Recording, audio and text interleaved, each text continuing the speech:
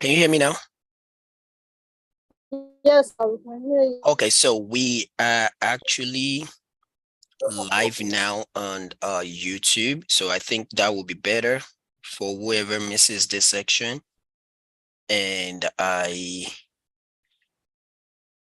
can easily refer people to YouTube as it will automatically be saved on YouTube. So I think that will be better for whoever misses this section.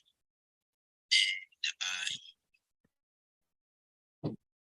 I can easily refer people to YouTube as it will automatically be saved on YouTube.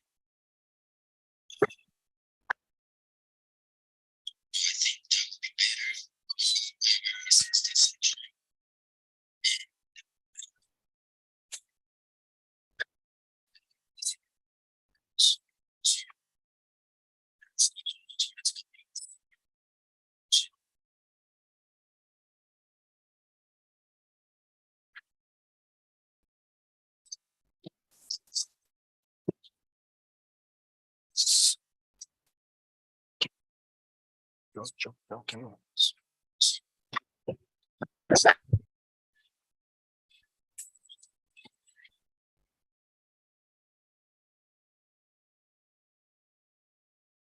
Hello, everyone.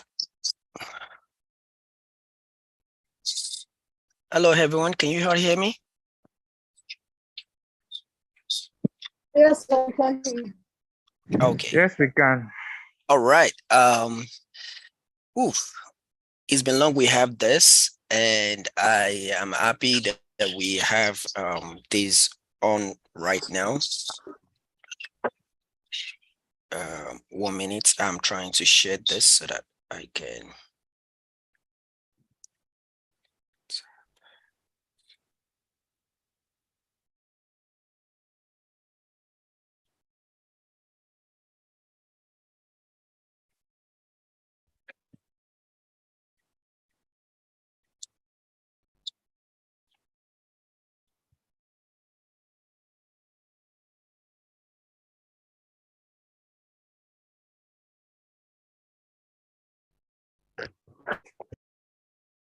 Okay, are you ready?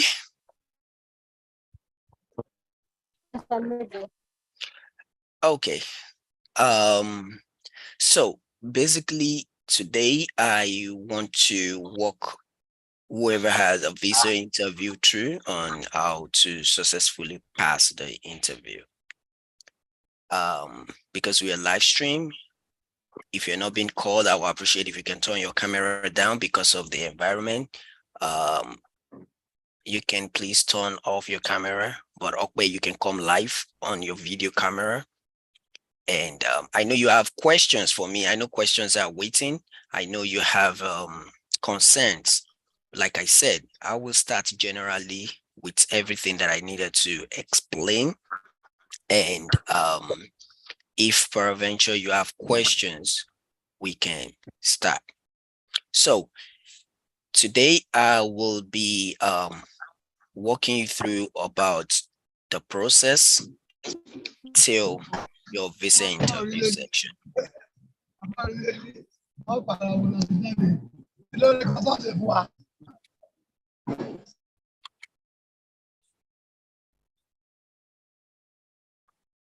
Okay.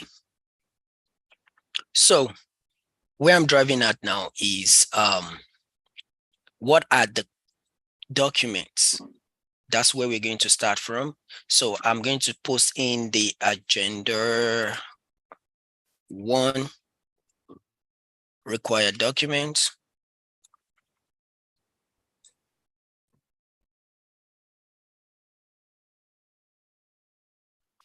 Agenda, let's say required documents, 2 questions generally, or let me say process. So let's start. Let me pick it one by one because of time. So what are the required documents? I know but you are really ready for me to answer those questions. And I think I sent you a video and I I don't know if you've watched it, but because of those that they are new, I'm going to be sharing that again was we move on. But if you have your pen and a paper, I think this is the right time for you to have the list as I have already had this type of discussion with you of. But before then, I would like to call you. What are your questions? What are your concerns? What are your fears? So let's start with that before I generalize my words. Questions that I think that I might have issues with answering are questions regarding to my sponsor.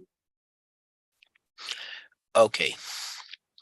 And then wanted to also clarify that be open to, because I saw videos online and wanted to ask that if maybe the VO asks me about like having relatives in the US. Okay, today I have relatives in the US, or not to say that I have relatives in the US. And then am I supposed to ask information sponsor, the amount that the person is, how the person intends to be my program, my sponsor, and all of that. So if I am trying to put all your questions together, but I find it difficult because I think it is a network, I will appreciate if you can type it out for me so that I can answer the questions correctly, because I find it very difficult to understand what you're trying to say, but I didn't get any of your questions. But let's say, while we're waiting for you to type, do we have any other persons that have questions for me?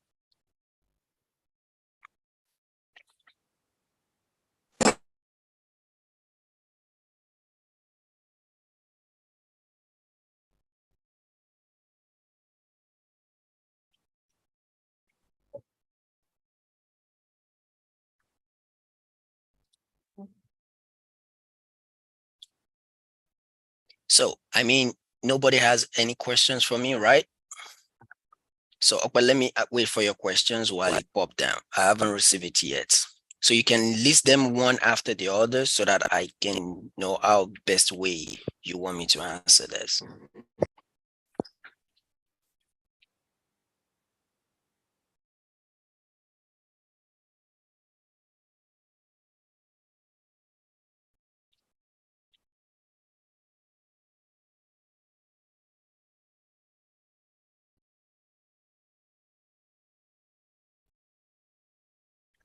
Okay. Number 2. Number 3.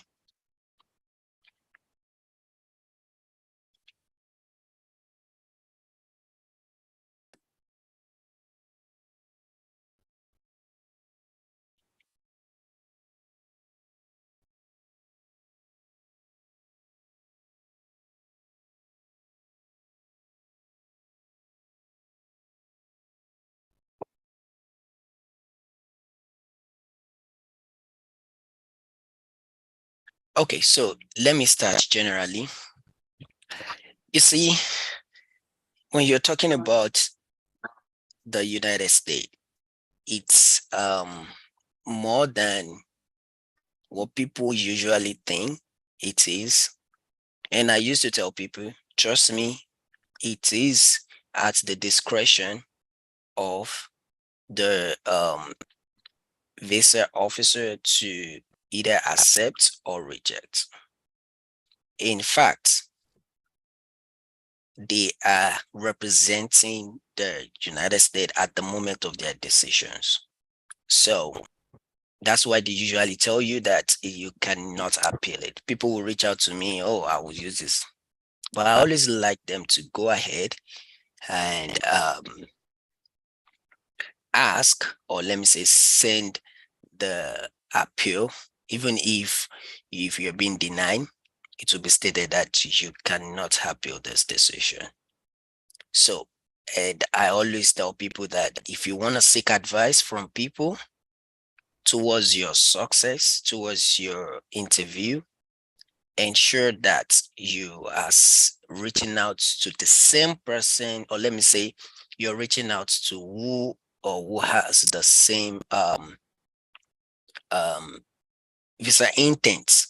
So, for instance, what I'm saying is that you cannot be going for an F1 visa for the United States and you are applying for you are discussing your matter with somebody that came in to the United States with either EB2 or any other type of visa, maybe visiting visa, or the person once had a visiting visa, or let me say the person is coming in here, or he had his own visa via visiting visa, or even DVM visa lottery.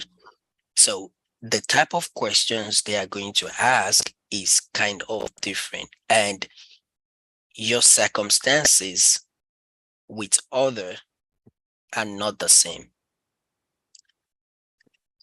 Like if whoever reaches out to me that they want to submit an application to our school, the name of my school is Carolina University, which is at Winston-Salem.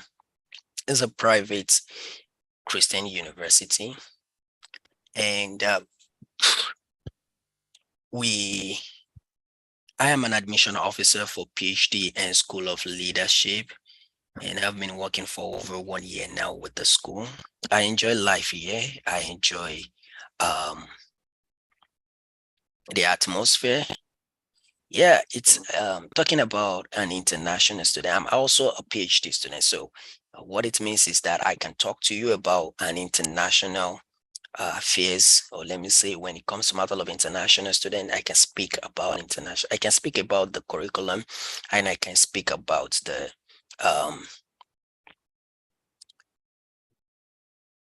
school itself and life as an international student in the United States. Yeah, it is. People will reach out to me. Oh, can I work when I get to the United States? I want people to know that the F1 has so many restrictions, and you are not able, or let me say, vouch for the yes, I can work when I get to the United States. Because the main objective of the visa is for you to come and school. However, if the university have opportunities or standards for you, of course, you can work in the school only. But this is what I used to tell people. You have to move. You just have to make that option, or let me say, you just have to make that trial. And it is not easy the way people say it. But like I used to tell, once you have been destined to make a move, surely you will make a move. So in order to go further with what we're discussing, so I was talking about generally about the ideas of what you have in mind. So you're seeking advice, opinion, options from somebody that didn't even go through the same route you're going.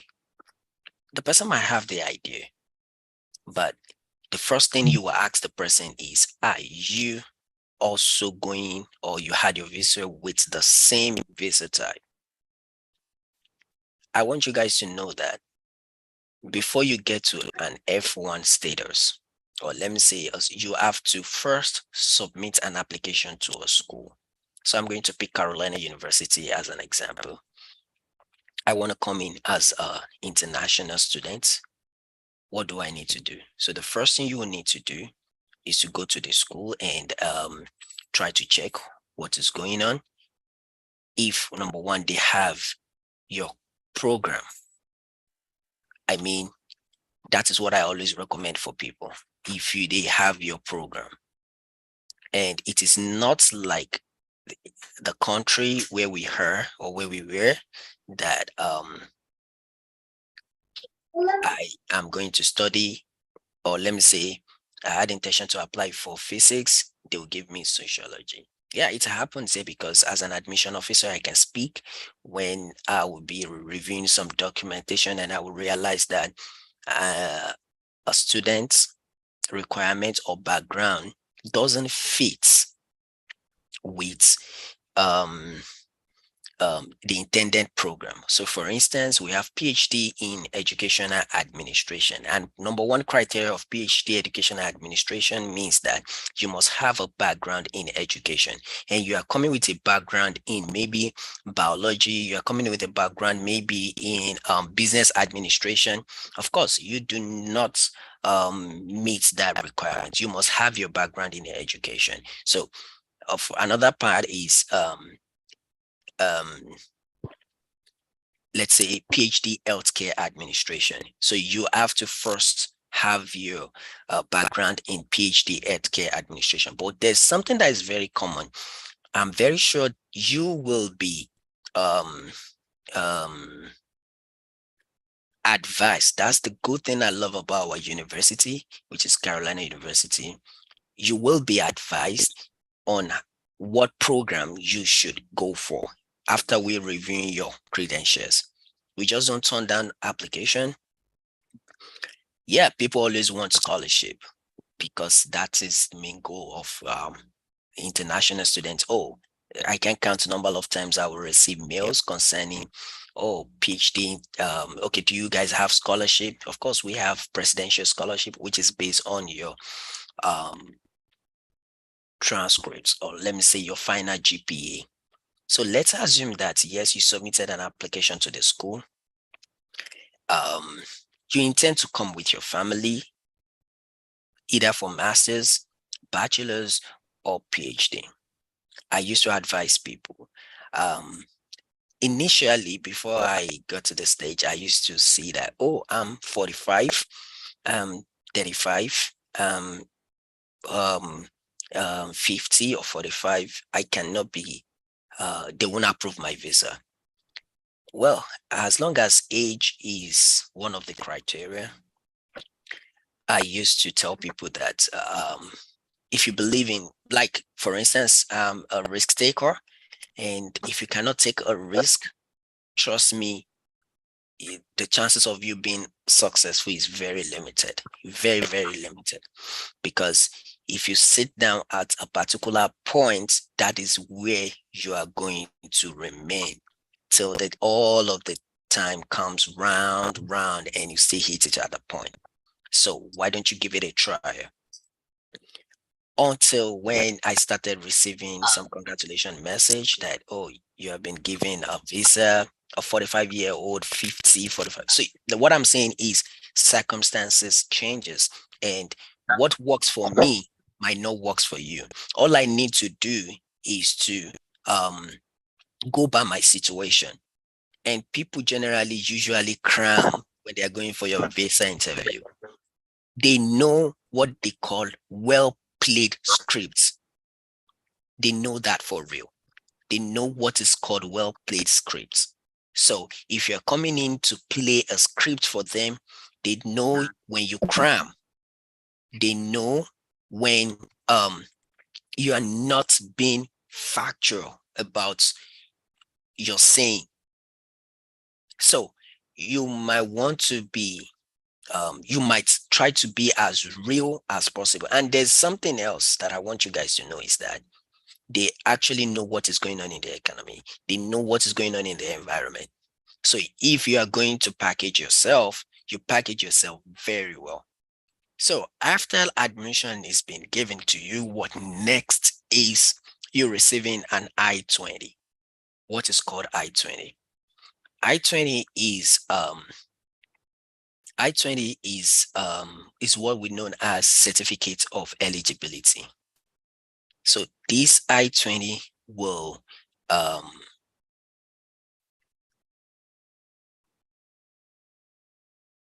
this I-20 will, how do I call it?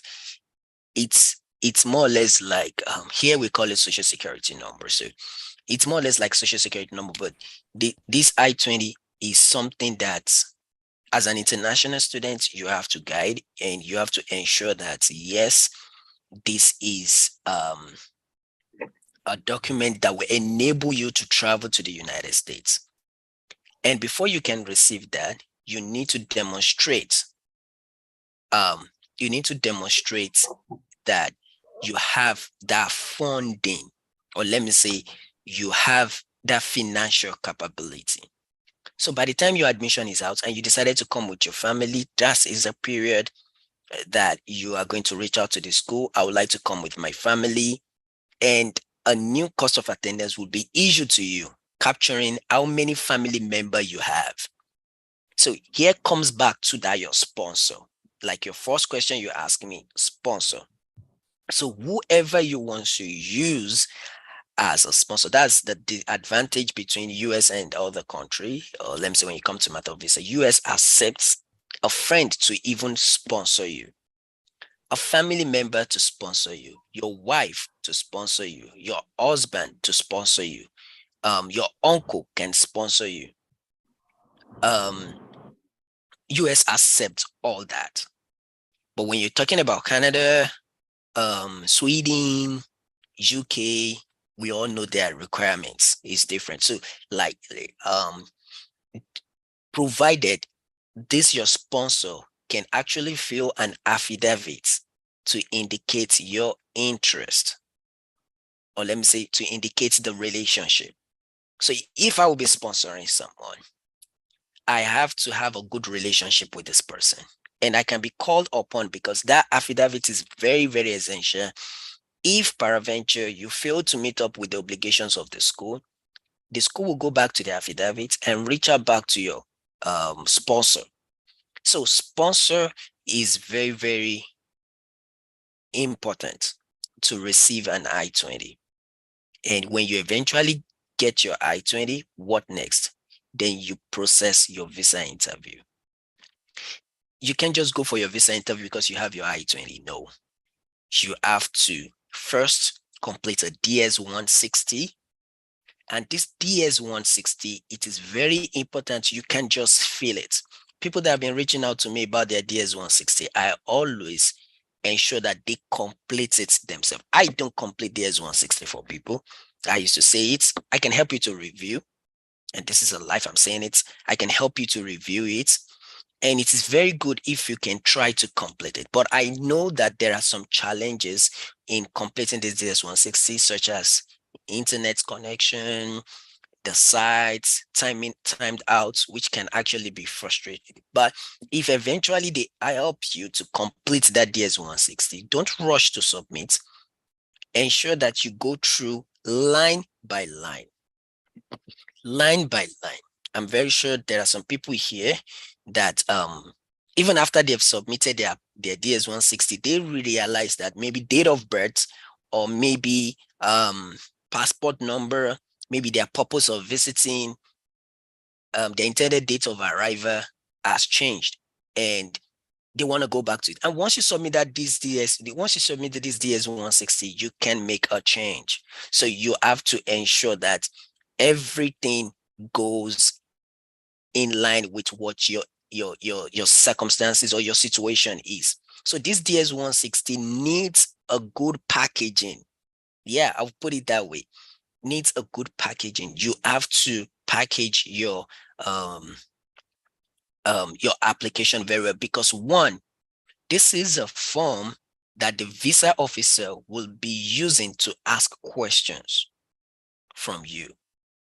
There is a particular section that people usually don't get it. The first one is who is paying for your trip. It's quite different from who is sponsoring you. So I always advise, if visa officer asks you, so tell me who is sponsoring you, or how do you intend to pay the deficits? To be on the safer side, I always advise applicants that ensure you spelled it out. Oh, for the purpose of my trip, that will be paying, that will be going to the United States. I will, if you will be paying it, it's all depends on what you filled in that DS-160. If you say your sponsor will be filling it, you'll be paying it. If you say your present employer will be completing it, fine, good, well, fine. So, but if you selected that yes, it will be you yourself, select yes and tell them, oh, I will be paying for my visa interview, but my deficit here comes as that majority do not know how to interpret I-20, and which is part of the reason people usually don't know how to answer that question very well. Your sponsor on your I-20 might state family, and because you are reading someone else's transcripts that says that my employer will be sponsoring me, and your I-20 says that your sponsor is either your family or your parents. So you first need to understand what or who your sponsor is. So that is part of another failure. So like I said, once you receive your I-20, ensure you check your name. I'm very sure my school, the DSO, will always ask you to check your information. There are some that they might have received their I-20, sorry, admission first, because you can't just get to I-20. They might have received their admission. Oh, congratulations, you've received an admission for spring or fall, summer 2024 or 2023 or whatever the admission letter states. And they will still receive their DS-160. I'm sorry, the I-20 rather. And once they receive the I-20, they still, or let me say, they haven't checked until the day they are submitting their DS-160. They realize that the program that I wanted, or I want to change my program, that is when they want to change their program. And they can easily reach out to the admission officer. Hi, I'm an admission officer. I'm saying this from the experience. I have seen a lot of people that they won't check their I-20. If all the informations there are correct, they will even go ahead to make payment for their service fee. Yes, service fee is very, very important. You cannot go for your visa interview without paying the $360 service fee. So this service fee, you are paying that to the Department of Homeland Security. So I used to classify that as part of visa payments. So when you get to that stage, I always tell people, oh, it is now time for you to go and pay for your service fee. I'm not going to be mentioning figures here, but I will be just guiding you. Okay, you need to go ahead and pay this. So like I said, once you are able to determine your sponsor on your I-20, the next thing on your DS-160 is to regulate what you will be saying. So you have to ensure that your I-20 tallies with what you are feeling on the DS-160, and don't go ahead to make payment for your visa interview when you are yet to get your I-20, because you need that service number. So whenever they tell you that your I-20 has been terminated, it means your service number has been terminated, which means you cannot, or you are not eligible to come to the United States. And when you eventually arrive in the United States, ensure that you do not fall out of status as an international student. F1 visa is the most, I used to say it, colleagues will argue with me whenever we are together that now I can renew my visa when I'm in the United States, even when my visa is expired. It's not stated on their website. I've had a couple of colleagues arguing with me with that. But like I said, I always try to keep mute. But for my own mind, I know what to do when it gets to my own state. When my visa is about to expire, I'll follow the due process because the beauty of it is for you to walk. I mean, it's for you to move around without any assault, without the fear of looking back, and for you to spend 1,000, at the end you'll be spending 2,000. So why can't I do the needful at the right time to save all the stress? So I used to tell people like that generally, that follow what you feel is best and that can work for you. Because I will cite an example, because some A was able to achieve that step might not mean that if you try it, it will work for you. So try to ensure not to fall out of status, because that is the reason why you are in the United States. And how would you try not to fall out of status? Is one, ensure you pay your school fees, because your I-20, the one the school is issuing to you, if you look at the first page, unfortunately, I won't be able to be sharing you the sample of an I-20, but I can still try. If you have one with you, you can open it. If you look at the first biodata page, there's a particular section towards the left-hand side that will says applicant stage, which is the initial. So that is the initial that you are having with you. So if you landed here in the United States, your first point of contact is this DSO of the school. You reach out to the school, to the DSO of the school. Oh, I've landed here in the United States, and you have to activate your I-20 so it can be on active stage. So let's assume that you are being stopped by the ICE, or we call them ICE here in the United States. They will even be among you while you're walking, and they will ask you, they can ask you, hey, can I meet you? They will even be asking questions. So that's why most times when you're outside, you watch what you say or what you tell people. They are getting information from you. So they can just stop you. They call them ICE. So please identify yourself. Even if you have an ID or state ID or driver's license, the next question would be, why are you in the United States? So if you don't have the reason why you're in the United States, which is your service ID, which must be active. So that's why I always tell people that whatever your other plans might be, ensure that the main reason why you are here in the United States is active. I could remember the first day I landed here as an international student, and my immediate brother actually warned me for that. I said, you are here, ensure that you do not fall out of status. Do whatever you want to do, but ensure you don't fall out of status. And now I know the reason. When I'm driving and I got pulled over by police and, oh, can I have your ID? I'm always free to show it. I'm always free to show it. So I'm always free, like, okay, yes, what do you want? Check my status. My status is active. The reason why I'm here is still legit. My visa is still on. So I'm just telling you this because I know most people might have second or primary agenda. Ensure that what you have in mind, which is people will reach out to me, oh, I want to leave the country. I don't guide or assist people to come to the United States without furthering their academics. Now, if your plan is actually to use that route to leave your country and come to the United States and abscond, I won't be a part of it.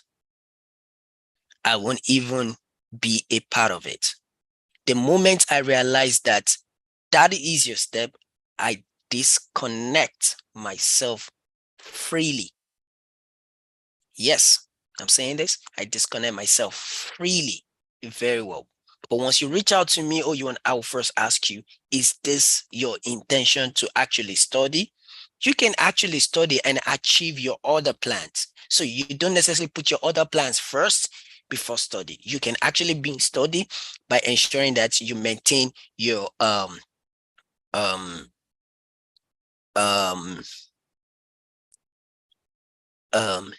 so sorry, somebody was trying to access the login. So I'm trying to refer them back to the YouTube.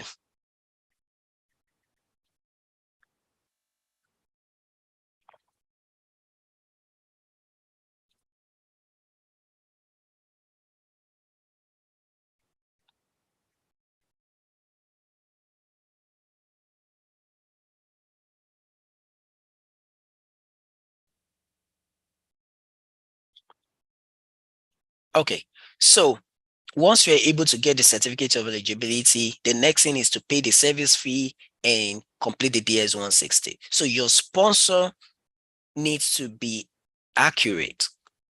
So once you complete that DS-160, you made a submission, and here comes the required documents to take for your visa interview. So if you have your pen and paper, I will tell you what are the required documents, but not limited to that. So generally, like I said, I'm not an immigration expert. I'm just using my ideas and my exposure experience to guide people. So I basically divide the documents into three. So if you have a pen and paper, it is the best time for you to write.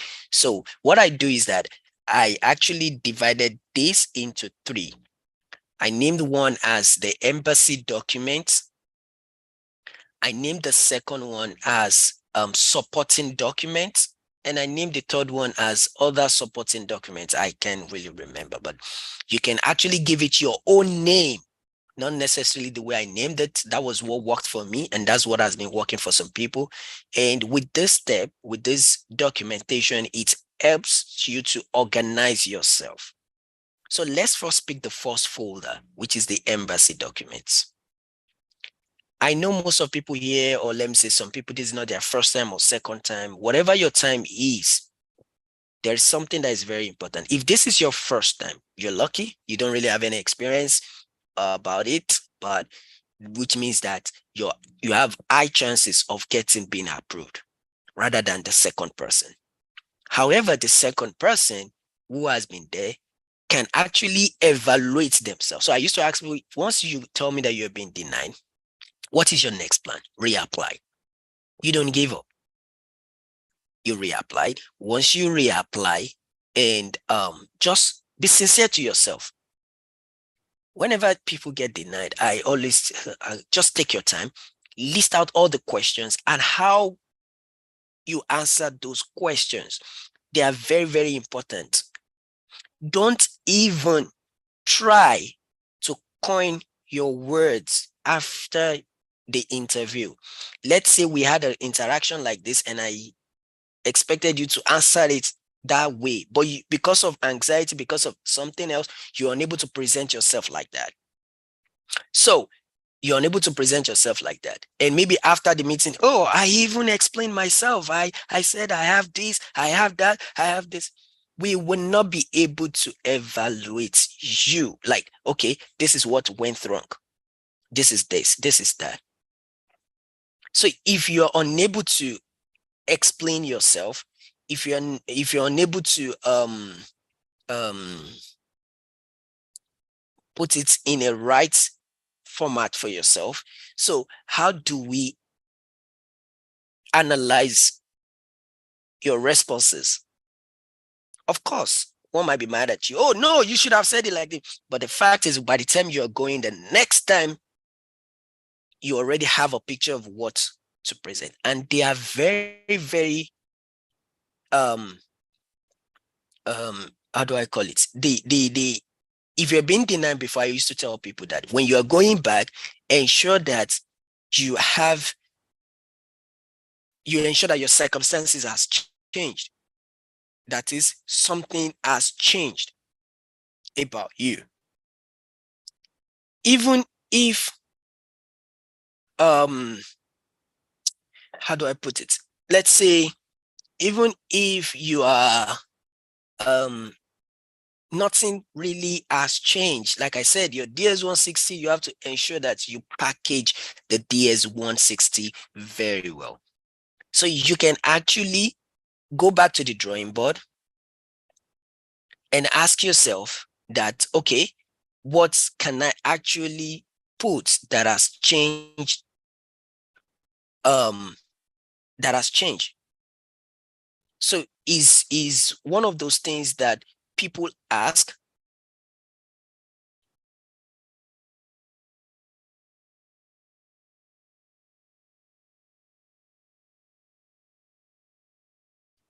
Is one of those things that people ask, and you just have to be honest with yourself. So which is very important. So the first document to take with you, one, is your I-20. And I have explained to you how to get this I-20. The first thing, you have to submit an application. You have to submit the sponsor who is sponsoring. You have to submit an admission. You have to ensure that, yes, you are admissible in the school, and issue out your I-20. Once the school issue out your I-20, then you proceed. So that I-20 is very important. You have it. The second is your international passport. The main, not the photocopy. All those things you'll be taking there are the main documents. So that's why I call it the embassy document. And you see that number one and number two, which is the I-20 and your international passport, they are the two major documents that concern the visa officer. You see any other document you're bringing, they've seen a lot. They keep it to yourself. Some people will send a message to me, oh, check this. Is it okay? Can I go along with it? I will never tell you no, because I'm not a visa officer. I will always tell you, yes, it's okay. That is a fact.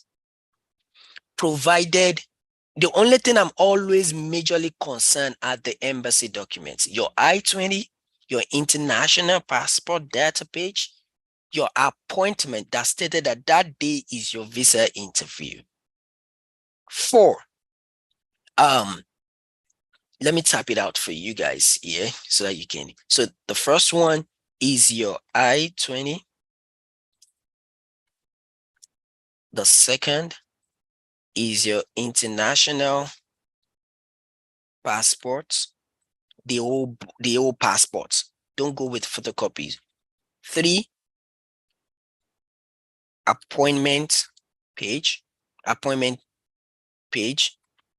4, DS-160. I'm going to explain this document one after the other. The DS-160 confirmation page. 5, yeah. You have to check the Google for the 2x2 US specification digital passport.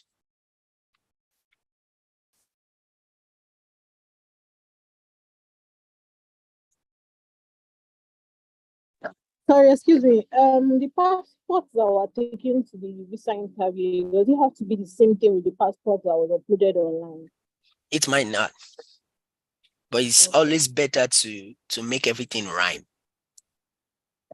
so as to avoid any, oh, this one is different from what you're bringing. But I've never, because I could remember I did mine. I took my picture and I uploaded it. It wasn't the same one I went to for my visa interview. But I always advise, just make everything more unanimous so as to avoid anything. Like I said, I'm still going to go back when we get to that visa interview process. Like, I'm still going to explain some things to you. So 2 US passport specification digital passports. Like you can see, I actually put I'm not supposed to have sent it right now. I'm still typing and I mistakenly sent it.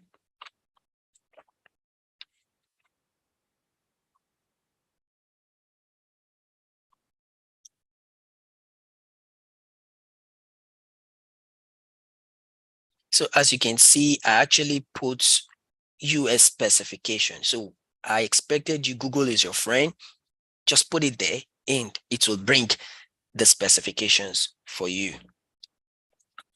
1 minute, please.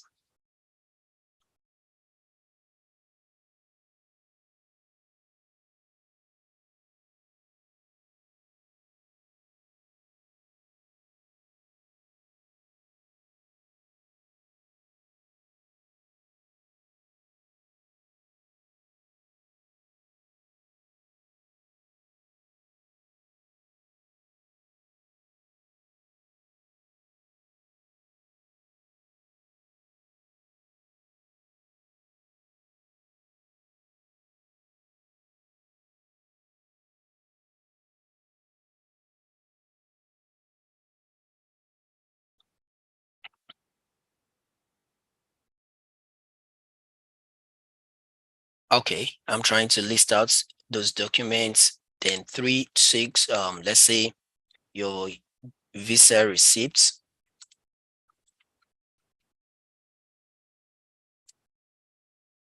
7, I know they are up to 7.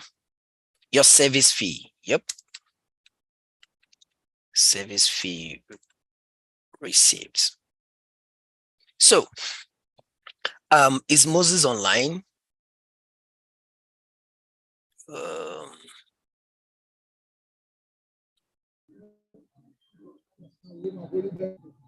please immediately you join, ensure you mute to avoid distraction to others. So this folder, or let me say the list of these documents that I just posted, they are the required embassy documents. The first one is your I-20, which is also known as Certificate of Eligibility. 2, your international passports. 3, the appointment page that will show that yes, the day for your visa interview is today or the next day on the 16:30. For your DS-160 confirmation page. So you only have the DS-160 confirmation page after you might have submitted your DS-160. Like I said, ensure you proofread your I-20 very well.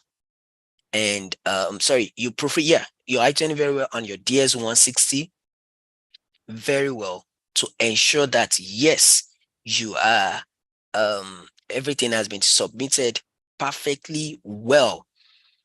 Before everything has been filled perfectly well before you submit the document. So once you submit it, a DS-160 confirmation page will be sent to you, or let me say to displayed, and that is what is required for you to take to the embassy, not the form. You are not to take the form. In fact, it is well written on the page that you are not to take the form. So after the DS-160, then you have to take a digital passport photograph of yourself with US specification. So puts into Google for US specification. And after that, we have the visa receipts. So once you pay your visa fee, ensure you to take the receipt to the embassy. Actually, I have a reservation about your visa fee receipt. For the pastors that have been going, for formality sake, because one, you cannot actually book an appointment without paying an MRV. They call it MRV, without paying a visa fee. So I used to look at that, and I just actually really don't captivate much on that US visa fee. But the fee that is very, very essential is your service fee. And that service fee, you are paying that into the Department of Homeland Security. And once you pay that, unfortunately, you are unable to pay that if you're talking from you're applying from Ghana, Nigeria, and some aspect, you are not able to pay the service fee directly from your home country. So how do you pay this? I hope everyone can see my screen. The first thing you will usually do is to generate a coupon. To generate a coupon from the department, you can see the Department of Homeland Security. Yes, most of you have been watching American movie and see Department of Homeland Security, Department of Homeland Security. Yes, this is it. So you have to pay this fee. So you can read more. You can Google it, read more about it if it is essential. Once some people reach out to me, oh, you need to pay the service fee. And they'll be like, service fee again? Which one is service fee? SERVIS. I'll tell them, no, it's known as service fee. You have to pay that to register that your I-20 on the US to ensure that, yes, you have a verified I-20. So you have to pay that service fee. Without that service fee, please do not go for your embassy. In fact, they won't even allow you to get to the visa officer while they are doing documentation. So once you pay that, like I said, you're unable. So you have to look for somebody outside the country, maybe United States, London, to pay that because I cannot speak for Ghana. Let me say, yes, you cannot pay from Ghana too, but because you cannot send Western Union. And that is the point. We can only receive, but we can send. And that is the main reason why we cannot process this. Let's assume that we can send Western Union out of country from Nigeria, from Ghana. It is well, let me say, it will be easier for us when you are about to pay your 360 USD. So it is actually 359.99, but I round it up to $360. So but the original fee is 359.99. That is if you are paying via the fast track payment. If you use post office through money order, you might tend to pay more. It all depends on the services you're using, but if you are paying through the normal Western Union, the added charges is actually $9.99 if you want it to be immediate. And within few seconds, you will receive an email from your accounts, whoever helps you to pay that service fee. So to pay that, ordinarily, this is just a process. You put in that your service number on your I-20, you put your last name, your surname, the date of birth, and you submit. It will tell you if you can actually make that payment from your home country. Once it tells you that we can only accept check or money order from a Western Union from that particular I-20, is because your country of origin is actually limited to do such. So once you click proceed, then you'll be able to see your coupon. So this coupon is what you're going to send to whoever is going to pay for you and make the payment. Once the person make the payment for you, you will receive notification. Just ensure that this person uses your email. It's very important so that you can receive information or communication. So once you receive a feedback, you have to come back here. You log into this same site. Once the person tells you that, oh, I've made the payment, click on this check I-901 status. Once it displays like this, you put in the number, the surname, and the date of birth. It's going to tell you, oh, paid, if the status has been paid. Once the status has been paid, then you can now view your confirmation, which is that your receipts. And that is where they call the service fee receipts. So the email you are going to receive that you have paid, that is not the receipt. And like I said, so that is the service fee process. So those are the documents for, let me say, for the embassy documents. You know, I said we group this into three.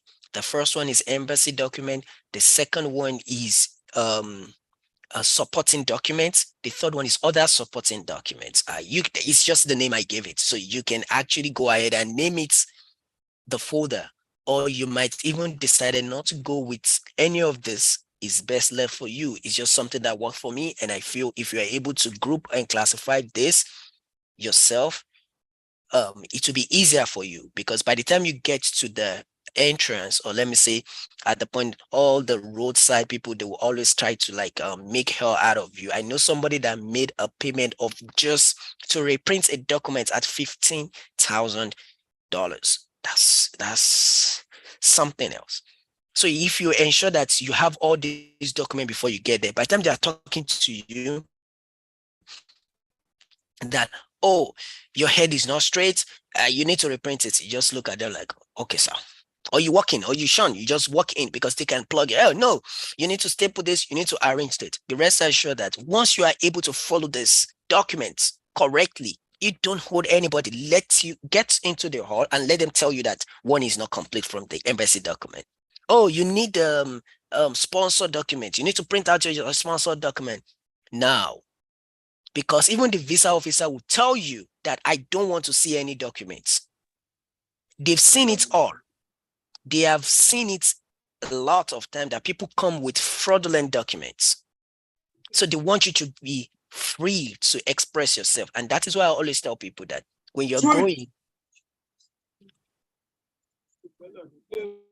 when you're going into that interview, be real as fact as you can be. Don't go with other people's transcripts. Some will tell me that, oh, I've read a lot of people's transcripts. This is it's fine if you read, but don't take their answer to be your own. Let's assume that, okay, I plan going with my family and for the visa interview, and the person you are reading his or her transcripts is a single person. Definitely your question type will be different from his question type will be different from your question. The first or major thing you'll be thinking is, why is my family going with me? If I'm being asked, what would I say? So you have to be creative. And that center back to my general saying that, you see, all these visa officers, they are psychologists. They are partially philosophers. They can read you. They are trained for that. They can read you when you're being truthful. They can read you when you're lying. And some people will be like, oh, I defend, I answered all the questions. Maybe at that point, the visa officer just look at you and just feel like, this thing is not real. What this person is telling me is not real. Yeah, like I said, they know what's going on in the economy. Even at that, you have to package yourself. So it's just like general saying, when people will lie to you, or let me say they will lie, or they're applying to tell you something, and you yourself, you know, this person is lying and still trying to package themselves. So what I used to do, you put yourself in the visa officer, like just assume that, yes, I'm the visa officer and somebody's presenting this case to me. How will I answer them? Or how will I feel like, yes, this thing is real? So all the loopholes that you think the visa officer might think, that is where you have to like come up with and try to block. Like I said, they are psychologists.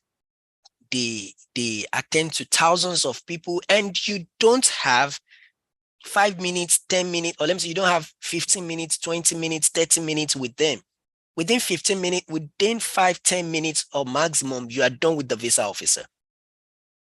It's something like I actually do not like, because with 10 minutes, with 3 minutes, 4 minutes, you've already decided like, I'm eligible or I'm not eligible. And boom, you tell me that I'm not eligible within 3 minutes. It's actually something I wish they can change to give more time. Ask your question generally, be open and read. And I used to tell people that my tip is, don't try to speak their English. Speak your normal English. Speak your general English. Don't try to use the word gonna, or you're trying to like speak phoneme that you don't have. Be open, be real, be factual. Just talk and be audible. Those are my tips. Just be audible. If you are this type of person that talks, when I am now going to, you can train yourself to slow while you talk.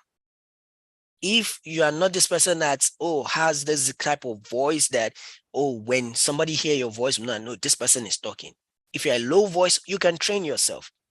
For instance, if you're a very low person, so tell me, why Carolina University?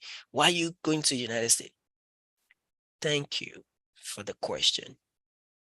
Well, I decided to go for Carolina University because of the curriculum. It actually suits the curriculum I wanted in an institution.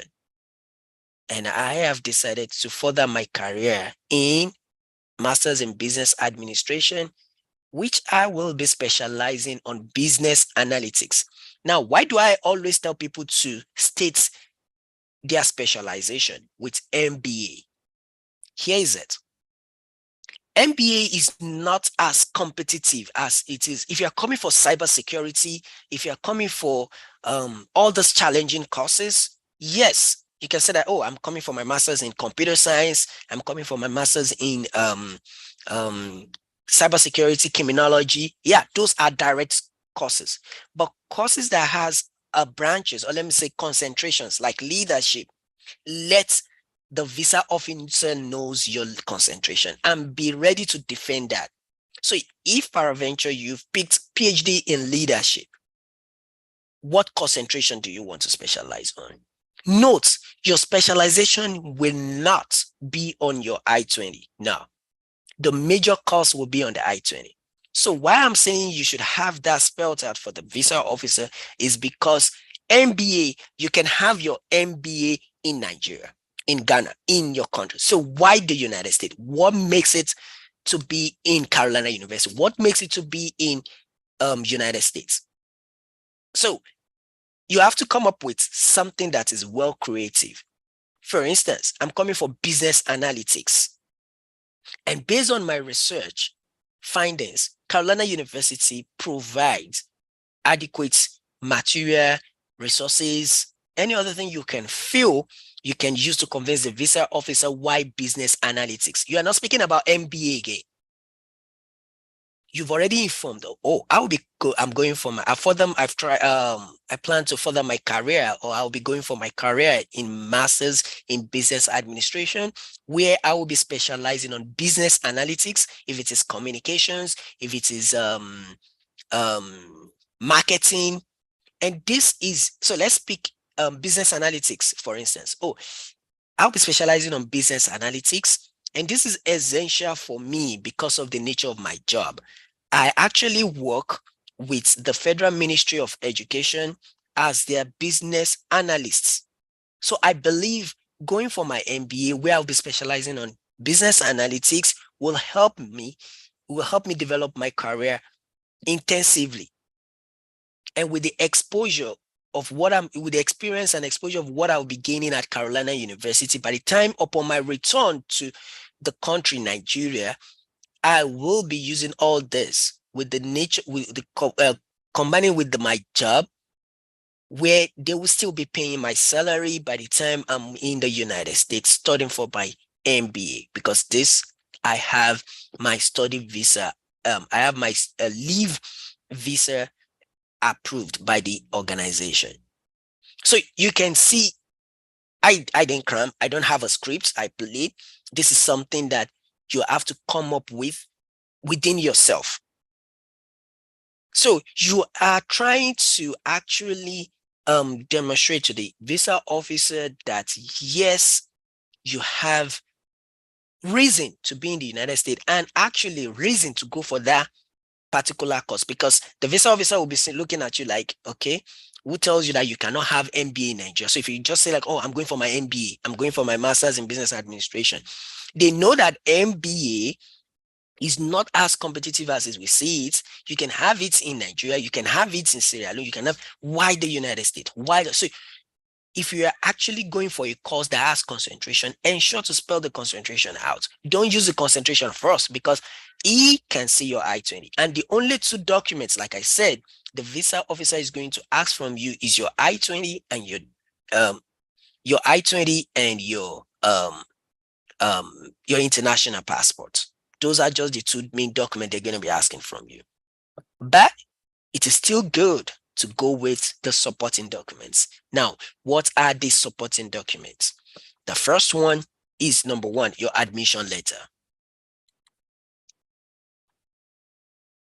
You see, going with your supporting documents is as simple as going with a sheet of paper. If you don't know how to bring those supporting documents in, it's going to be a problem. I mean, when to use them is going to be a problem. So, excuse me. So you must ensure that you have a supporting document and you know the time to use them. Not just, oh, I have this, let me go with it. I have a US visa interview is not a place where you are going to be presenting your documents. those that have gone there knows that they will not ask you for document. But peradventure, things might change. The visa officer might just look at you. You have the admission letter. Can I see it? It's not at that moment you now say, oh, and because I heard that they don't um request for documents, that's why I left it. It's not a good example. Go with all the supporting documents, either being asked for or they are not. You're being safe. Like, yes, I have all the supporting documents, but you just don't need to go with them. You just don't need to go with them. Oh, I have my documents, I'm going with it. Rather, you have to know when, how to show it. I can remember I was talking with one of our students in school, as a United States citizen, and she's actually a student as well. And she heard me on phone talking to somebody about the visa. And the next question she asked me is that, do they deny visa? And within me, I was like, give glory to yourself, to God, that, yeah, you're not in our shoes. Of course, I explained, yeah, if you don't present yourself, but I have admission and I can show that I can prove myself that I have the admission. They should verify it if they like. You can see, let's not assume that you call that same person to give you advice on how you can successfully pass your visa interview and just be like, don't you get there? Just so that's what I'm trying to tell you, that circumstances of each one of you is different. And you have to go in what happens to you. I mean, your situation. So you will use your own situation to actually act or answer the questions visa officer answer. All you need to do is calm. I know anxiety is going to come in, but the point is you have to compose yourself. It is not a do or die, and it's not the end of the world. Like I used to tell people, once you're being rejected, they rejected you to go into their country. Other country is open. And as a matter of fact, if actually you wanted to study, we have online. You can actually enroll as an online student with a 60% scholarship without GPA. Like, okay, if you decided to like, let me have my master's while I'm still working or when I'm still busy with my career or I'm not ready to move yet, sure, you can have your online degree. Regardless of your GPA, we have an online program. So like I said, it's not the end of the world. It's just maybe God says this is not your time. So the first one on that documentation for the supporting documents is one, admission letter. Ensure that your admission letter actually states the period you are coming in for. And it means the same thing with what you have on your I-20. The I-20, like I said, people find it very difficult to explain or interpret what is that document. That document is what you're going to use if you eventually landed here in the United States to apply for your driver's license. Anything you want to apply as an international document, as an international student, you need an I-20. So with this I-20, it is essential for you to check properly. So the first page is actually the about data, ensure that all the information there, they are correct. The second is actually the finances, or let me say the school starts term. You must ensure that the school starts term states when the school is resuming. So the school cannot resume in January, or let me say in fall, which is August, and you are going to the embassy with the fall I-20. You need to contact the school to give you an updated I-20 that will state the period the school is going to be resuming. After that, the third on that section is the finances, which is divided into two. If you look, the way you'll be looking at it, you open your document like this, the way you'll be looking at the document, the left-hand side is actually what the school requires, the amount of what the school requires, while the right-hand side is actually your own finances. That's when you're going to see the scholarship, if you're being given a scholarship, if you're being given employment opportunity from the school. 3, if you are being, who is sponsoring you. So if you are using self-sponsor or you are using both self and family, so let's do a general calculation here. Let's use as simple as $5,000. Let's say the school is requesting for $5,000 for you to have a $5,000 in your account.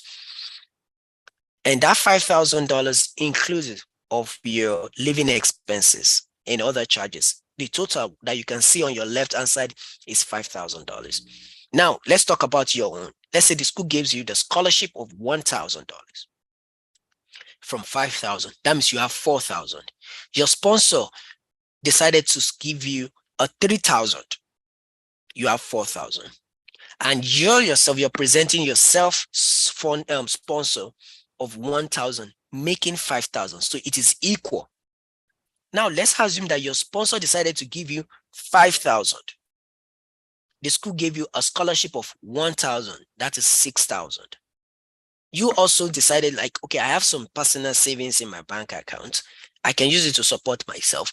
You had it with it, which is 1,000. You see, all this, how you get the sponsor, it has to be the document you submitted to your admission officer to process for you before your I-20 can be released. So you just don't write it or you say it when you get there.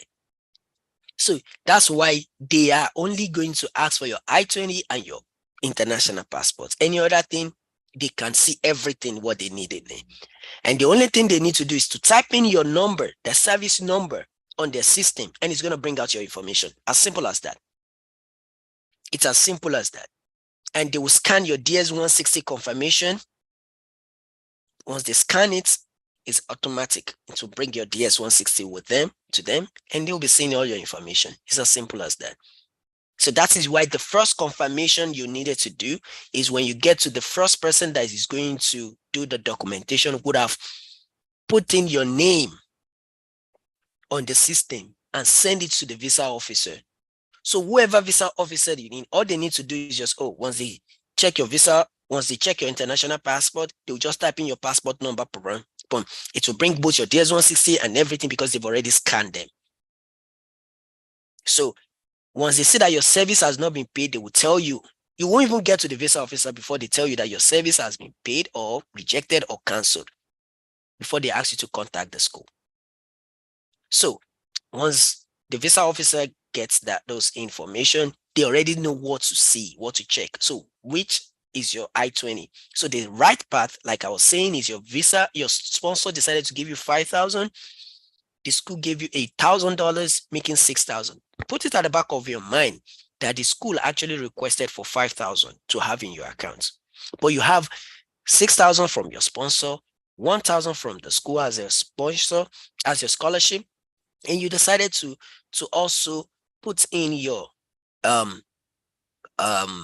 you put in your own personal funding of 2,000. So if you had and the school employment is 0. So let's say that's 2,000 plus 1,000, that's 3,000 plus the 5,000 the school, the 5,000 your sponsor decided to give you, that's 8,000. So that's 2 plus 1 plus 8,000. So the total on that section will be 8,000, while the total on the school side will be 5,000. If you look at that calculation, it means you have excess, which is very, very good. Very good. But you must be able to defend that. You must be able to defend that. I repeat, you must be able to defend that.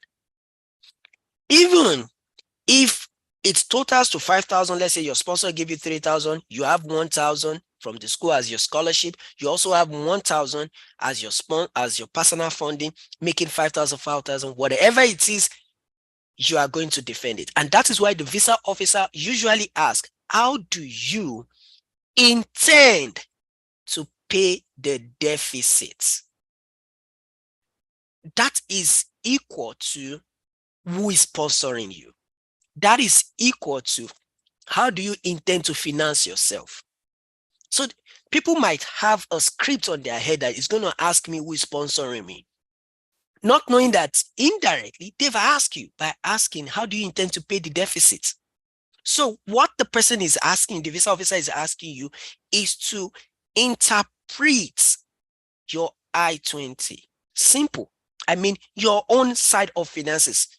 And if I were you, what I would do at that moment is I will put it back to the visa officer. As you can see from my I-20. Now, what you have done there, you have actually nailed the visa officer to check the I-20 because you are not saying it like you are assuming. And that is why on your DS-160 will only state who is paying for your trip, not who is sponsoring you.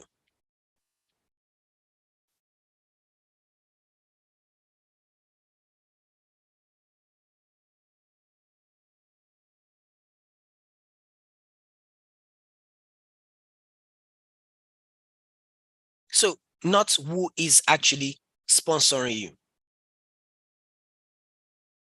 So it's something that is very, very discretional.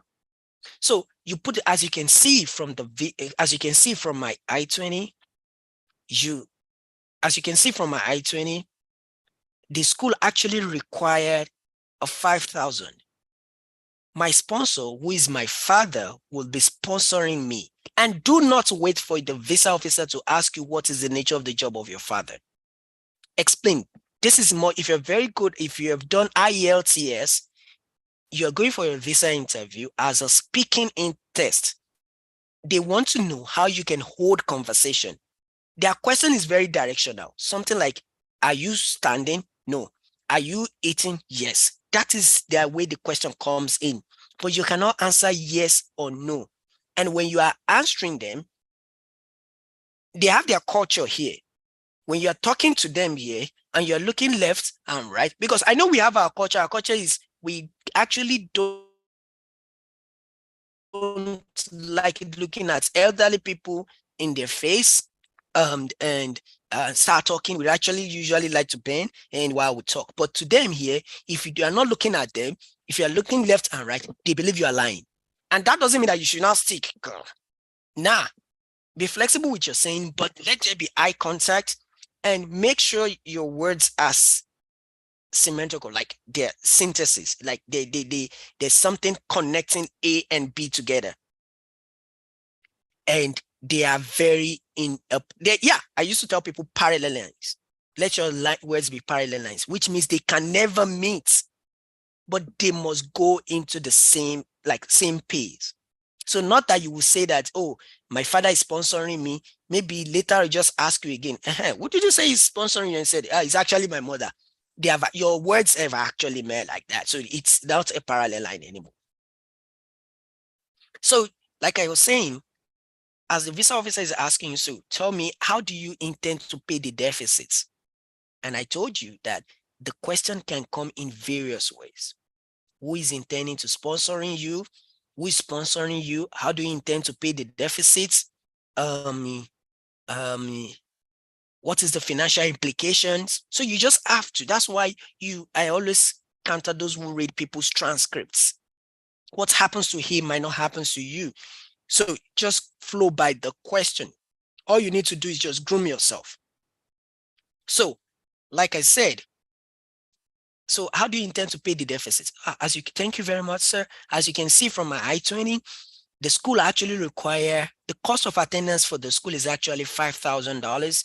And I actually have a personal savings of $1,000 because I realized that I'm going to be spending in the institution. So I have actually been saving towards this. So I have a personal savings of $1,000 additionally to my scholarship of 40%, which is about so everything can be symmetrical. So $1,000 in addition to my scholarship that the school gave me, $1,000 scholarship. My sponsor, which is my father, was into electronics, who's into this. Whatever your sponsor is doing, you have to, because that is who is having the larger part, or $3,000, who is supporting me with 3,000. My father, who has decided to support my academics while I get to the United States with a $3,000, is actually here in Nigeria. He holds his business. He works with this. He works with that, and he makes an annual income of so amounts. He's actually here, and my mother as well, my family are here. So they will be the one, my father will be the one to sponsor me. So with that, I believe I am able to finance this. And if you look at all this total, I have about 8,000, which is excess to the 5,000 the school actually requires. So when it comes to matter of financing on how I intend to pay the deficit, I believe I will not be declining that. And I believe that, yes, I meet the requirement. So you can see it is more than who is sponsoring me. Oh, my father, who is this, who is that? Try to explain, interpret your I-20. And I realized that that is where major problems are. They just give you documents, you don't know what document is. And that is why sometimes I might sound rude when people reach out to me, or my service or this. I will refer back to that person. What can you see on the top? It is not being rude. It's because I want you to learn. Because if you don't understand each and every document you are going with, it's as if they package everything for you, give it out to you, go there, and they'll be asking you, can I have your service fee? Service fee. They didn't give me that. And you have it. Somebody called me last week for visa interview and was asking me that they asked her to print service fee. And I was like seriously? You don't know what service fee is? You have the document. Said, oh. By the time she checks you, like, oh yes, I have it. You can see. And sometimes anxiety comes in because I know it has happened to me. It has happened to so many people. When the time you get there, anxiety will just come in. And I used to tell people, when you get there as well, study the windows. By the time you realize that, sometimes it doesn't work that way, but once you realize that this person is not even listening to anybody, just giving them blue, bye-bye, all the best, bye-bye. At that moment, you go, excuse me, I want to go use myself. Maybe you already target somebody. You can actually use that. But like I said, because that works for A, you might even get there and be lucky. Because for instance, during my period, they just denied someone in front of us. And that was when we were called. And I was trying to avoid that person.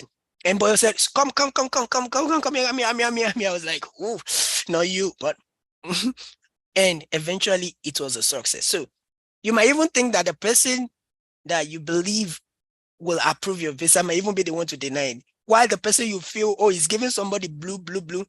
But regardless of whatever the case may be, ensure that, yes, you present your words very accurate.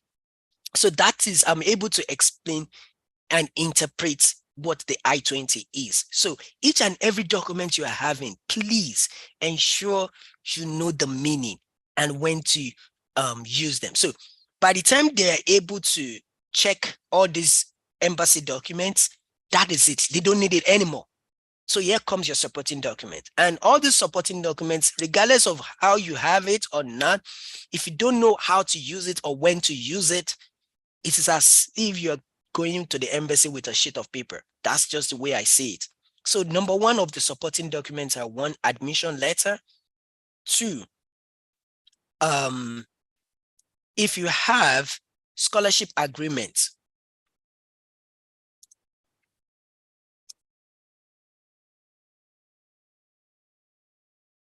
I'm going to put if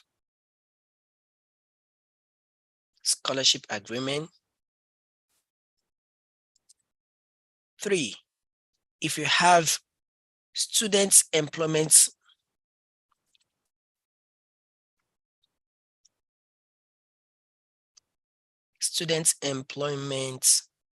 offer, that is if. 4, if you have study leave letter.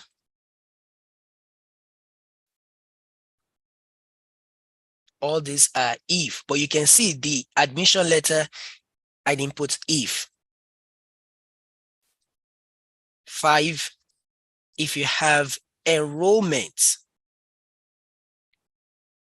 deposit, that is if, not even if, you should have it.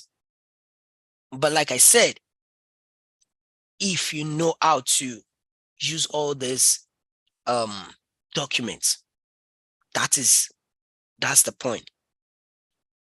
And let's say you have employment letter. I will put if, because what if you are not working?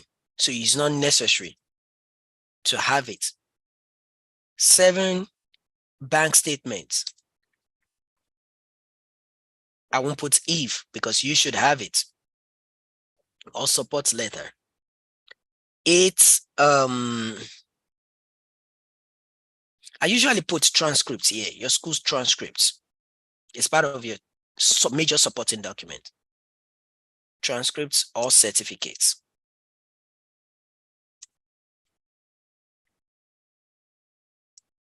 I think if I remember, I'll add to it, but these are 8. So if you look at it, your admission letter, your scholarship agreements letter, student employment offer letter, if you have, study leave letter, enrollment deposit. What is enrollment deposit? Okay, so enrollment deposit is usually the amount you pay. We usually call it acceptance letter, acceptance amount, or acceptance payment receipts. So once you pay that, the school will generate a receipt for you. And if you have it, fine.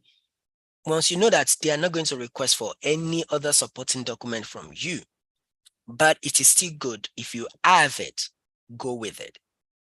Now, before I go to the third document, let me just put in how to actually apply all these documents. Yes, the visa officer will tell you I don't need any documents. There are 3 basic ways you can actually nail the visa officer. Let's say they ask you, so tell me, why are you going to the United States, or why Carolina University? So here's it. Oh, thank you very much. I have just gained admission into Carolina University to study Masters in Business Administration, where I will be specializing on business analytics. As a matter of fact, here is my admission letter. That is it. You are not, that's why smartness comes in whatever you want to do there. You are not trying to open your folder. You're there, 1 minute. I'm sorry, sir. I'm sorry, sir. Admission letter. Yeah, you start looking for it. Now, that's where smartness. Forget they are psychologists. So definitely you have to be smart. And this person is telling you, you don't bring documents to me. I don't want to see any document. And you still want to show the document. So if I were you, by the time I'm done with whoever is doing accreditation, it's going to return my I-20 and my international passport back into the folder and ask me to hold it, but that is the only document the visa officer will give to you.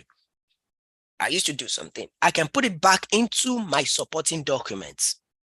When I get to the visa officer and he said, oh, can I have your I-20 and your international passport?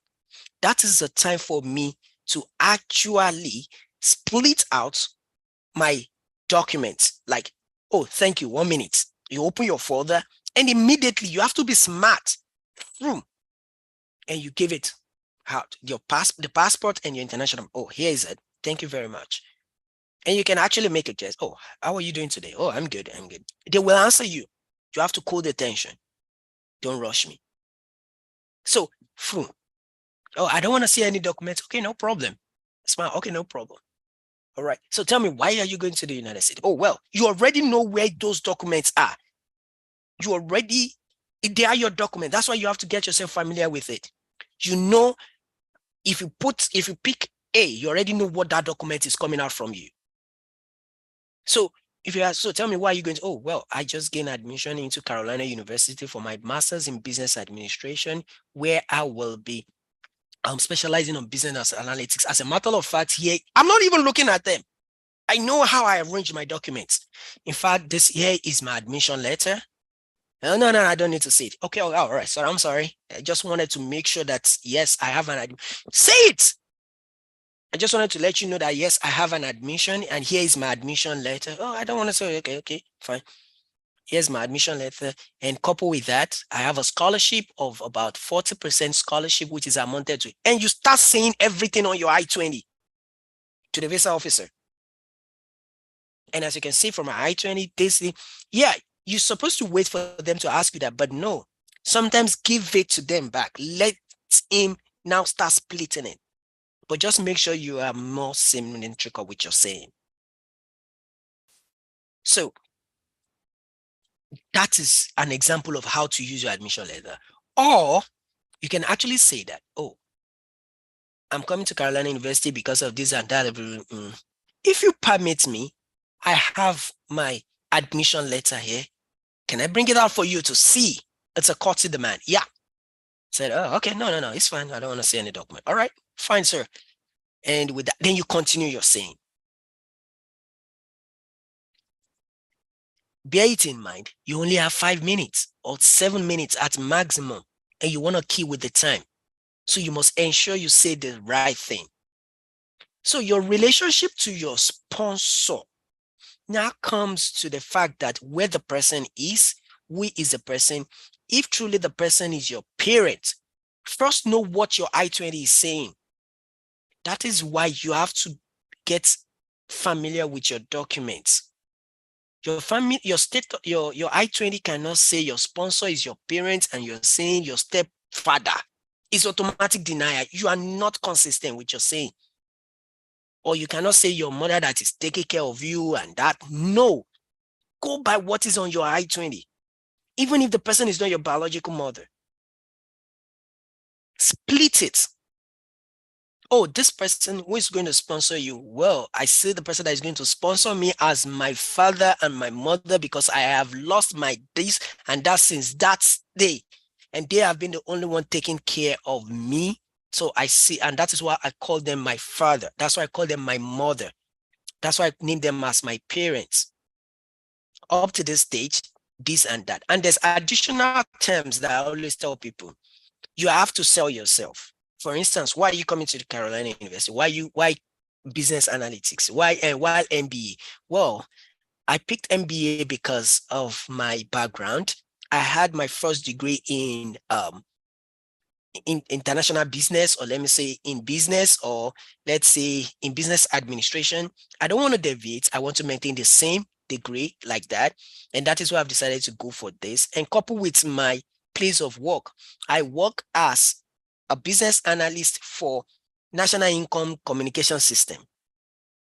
And I've been working with them for, it's just you're saying about your CV. And I've been working with them for 7 years. And I just got my study leave approved. So by the time I'm back to the country, I'm going to be holding a position of maybe senior business analyst for the company.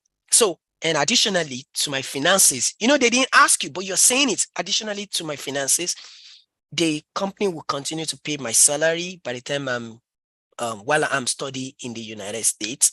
And I'll be gone for 4 years. If your program is 4 years, if your program is 2 years, I'll be gone for 2 years. So by the time I'm back, they just want to know if you're coming back and if your words are symmetrical. So that is how to actually use all those documents. While the third folder, which is known as other supporting documents, one, you can put, I always call it sheet of paper. Any other document you feel, I will just put it as one. Any other documents you feel will be important, put it in that folder. Even if you see your birth certificate, put it, you'll be like, they might ask me that my birth certificate is not real, put it there. If you're married, your marriage certificate should go into your supporting documents. And if you're being asked, like I used to tell people, there are some questions that they will not ask you. You have to bring it out. In as much as they want to find out, do you have an home tie? If you say they didn't even ask you if you are married, they might not ask you if you are married. Yes, that's another thing. So you must bring that out. So tell me, why are you so who is sponsoring you? Okay, well, it's actually my husband that will be sponsoring me. We've been married for over 15 years, and I'm blessed with 3 kids. They are currently not following me because of the nature of the job of my husband. My husband works into this, that. Even if your husband is not the one sponsoring you, you can still introduce your husband. Like I said, you just have to be creative. So, for instance, you're being asked, so tell me why you're going to the United States. Oh, I'm going to the United States. Okay, sorry. If you're being asked, who is sponsoring you rather? So tell me, how do you intend to pay the deficit? Well, it's my company that will be sponsoring me. I have my study leave letter, if you permit me to bring it out for you, that states that I must be back by the time I'm done with my academics. In addition, my husband, I got married 15 years ago and I'm blessed with 3 kids and they are currently not following me. The nature of my husband's job, my husband too will be supporting me. It is not your I-20, but you might have spelled out all the funding on your I-20 before you had those ones there. And my husband too will be supporting me while I'm in the United States. So you have actually have been married for 3, 7, 15 years now, and I'm blessed with 3 kids. They are currently here in Nigeria. My husband works with this and that and this, and my children, they attend so school. I am a career person, and that is why my company has decided to send me abroad for my master's in business analytics or in PhD in leadership or whatever course you hear, so that by the time I'm back, I'll be able to train others. There are some people that are going for organizational leadership. And the question I've been hearing seriously now is, why leadership? Why you hold the position of a leadership leader, and why do you still want a training in that leadership?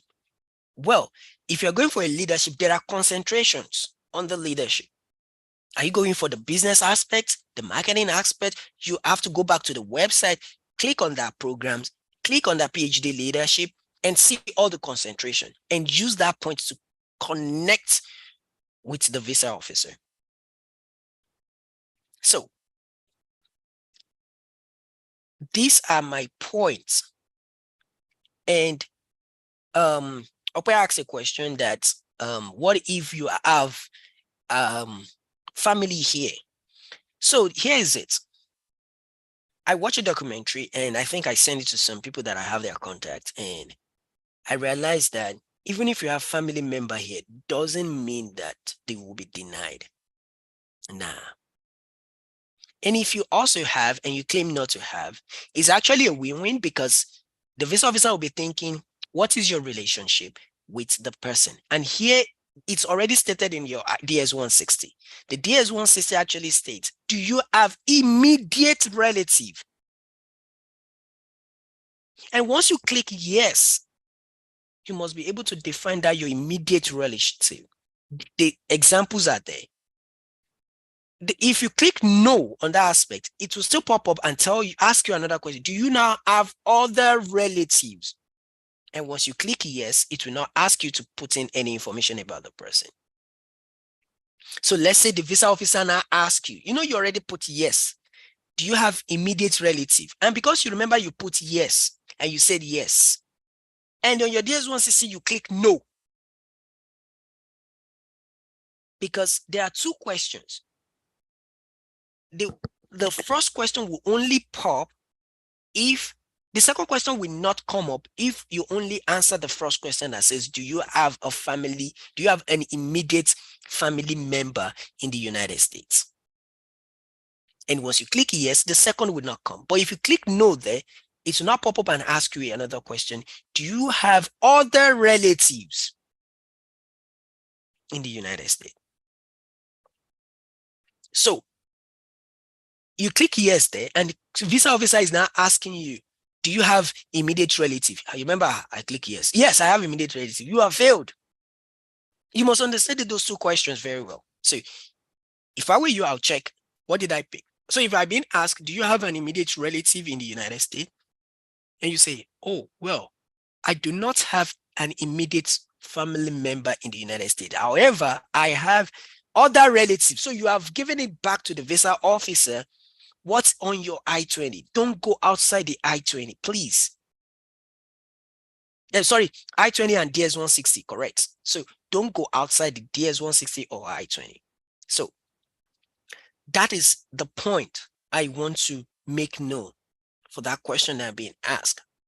So I think I've been able to like covered the area starting from you getting an admission, you getting an I-20, paying for the required fees, applying for visa interview, preparing yourself for the visa interview, getting yourself familiarized with those documents, and gathering all your documents before time is always important. And some people will reach out to me, oh, my visa interview is the next day. You're making a big mistake, because once I'm able to guide you to the point of you getting your admission and everything, the other communication left to you. If you're not reaching out, like, okay, my visa interview is on this.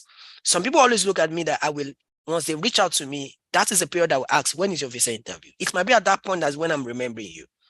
So, when is your visa interview? You might have informed me that last week, maybe you said maybe 30 something is your interview, and you reach out to me, how are you, this, and I say, oh, when is your visa interview? At that point, you should know that a lot is on this guy's head. So it's not as if I'm trying to, but it's just the point.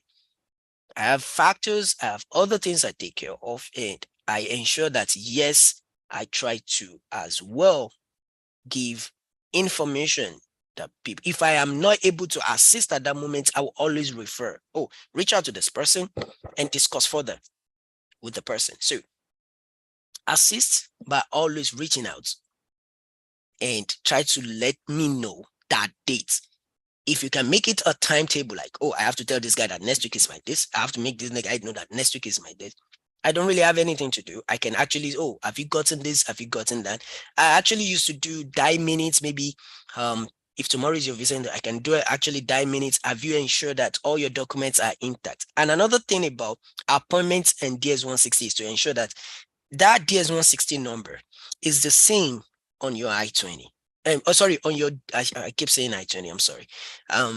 Because that's the document I work with every day in the office. So let's say your DS-160 confirmation number is the same as what you have on your appointment page. That number must tally.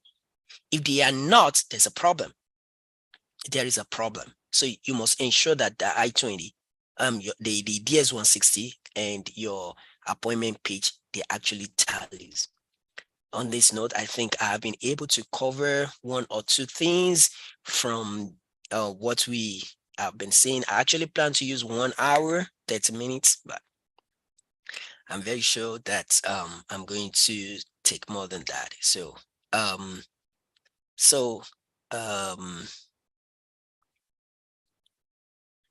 any other, at this moment, if you have questions, so here is how we're going to do it. I'm going to try to check my YouTube if I have questions, but if I don't, you can always reach out to me and ask your question later on.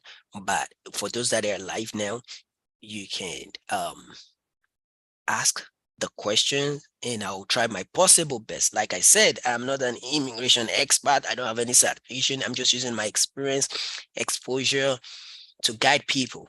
And I believe this will work for us. And if you are going for your second time, like I said, it is not the end of the world. I have seen 3, 4. I didn't do my 3 times. I did my 1 time. There are some people that did their own 1 time, but that's not the point. The point is, when it is your time, it should be your time. Additionally, it is good to have options rather than being limited to just one. Think behind the box, outside the box. Don't put all the eggs in one basket. So I'm open to questions. I'm going to be given 30 minutes for questions and answers. If you have any questions, unmute yourself, but please ensure that you are in a very silent place. I don't want to be hearing Ojotabaga should you go on the net. If you're not, you can type in your question and I will read it out and we will answer. But if you feel you are good in expressing yourself verbally, unmute and ask. I'm here. Thank you.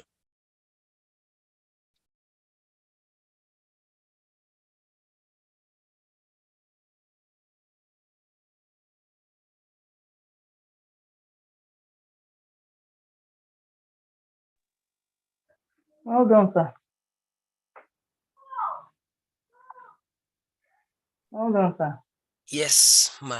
We're speaking from the lists. I'm trying to look for Okay. Yes. Go ahead with your questions. My question is, what if they have? How many universities did you apply to? I know fully well that you just applied to one. So how do you tackle that question? Okay. You have so many questions, or that's the first one, or you want me to be answering it one after the other? That is the one I have for now. Okay, good. So, how many schools have you applied to? Is a general question that the visa officer usually asks.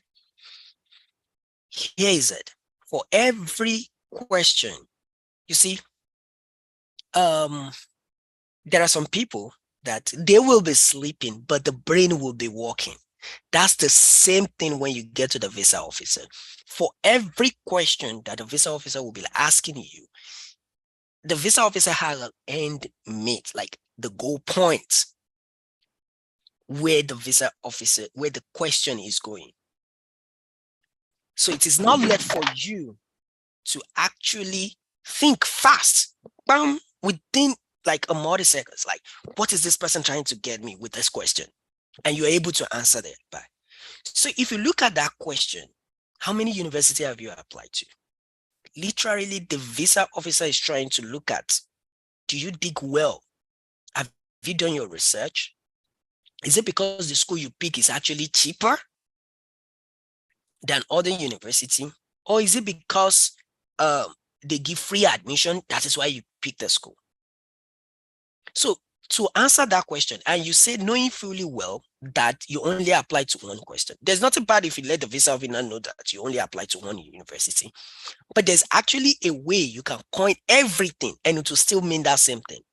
So if I'm being asked, I will say that, well, I actually applied to different university. I applied to up to 3 universities: University of Texas, University of North Carolina, and Carolina University.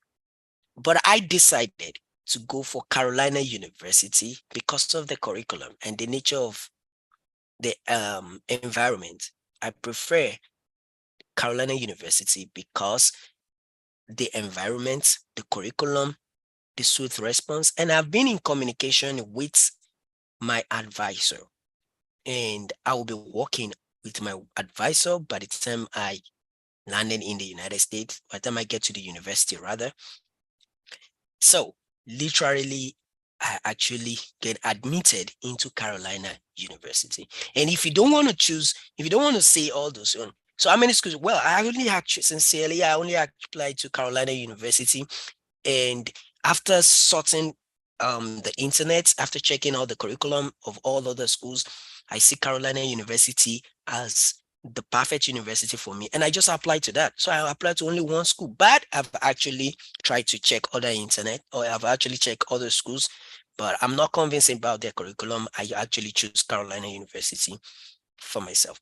And if you have family member in North Carolina, it's an advantage for you. Yes, it's an advantage for you to even say it. Yes, when I actually apply, because my cousin is actually applying, is actually in the school, and I have decided to also apply to the school. They provide general scholarship. The staff are top notch, and I've been getting almost all communication that I needed from the school. For instance, I applied to University of that, and after my consultation, I didn't get any feedback from them. but I decided to pick Carolina University because of this and that. So you can actually coin it in such a way that, yes, it has to mean that same direction that you want it to go. And at the same time, you are staying positive because you don't really know what the visa officer wants to achieve with that question. So you might touch the ground round. You might touch everything round and ensure that, yes, it's still nail it back. Because affirmatively, what the visa officer wants to know is that, have you done a research about other schools? Why this school? And you can't just say, yes, I've not done any, nah. Because we all know that if for you to apply to any other school, you must have checked that this, you must have checked that. So put it back, like you've checked all the schools. After your several consultation, you only apply to Carolina University. I hope I've answered that question to the best of my knowledge. Any other question? Okay, your questions.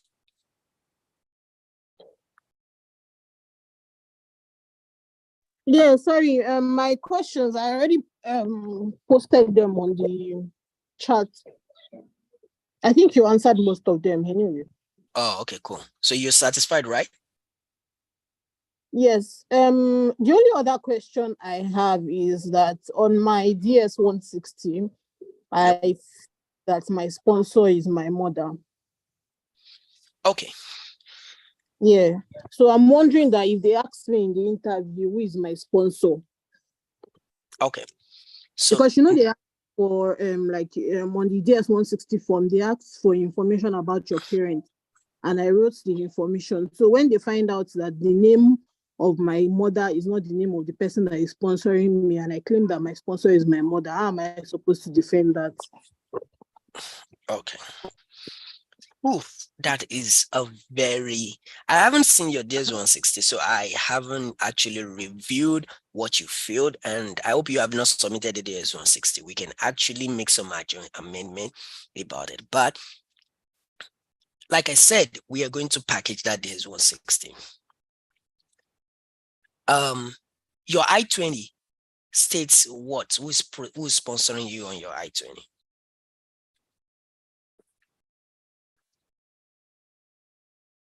Okay, are you there? Yeah, sorry, I'm here. I'm trying to bring it up. 1 second, please. Okay, so let's know what's on your sponsor. If your sponsor actually says family, you're safe. Okay.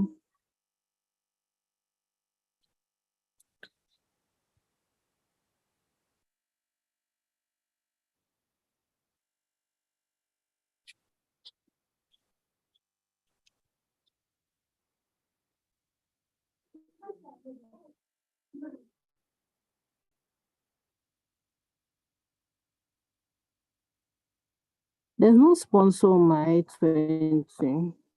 That is what I'm saying, that it is not possible. That's exactly what I just said. There's no way you're going to have a document and you cannot interpret it. There's no way I-20 can come out without a sponsor. Okay, please hold on. Let me just look. You can see what I'm saying about you getting yourself familiarized with the documents you are having.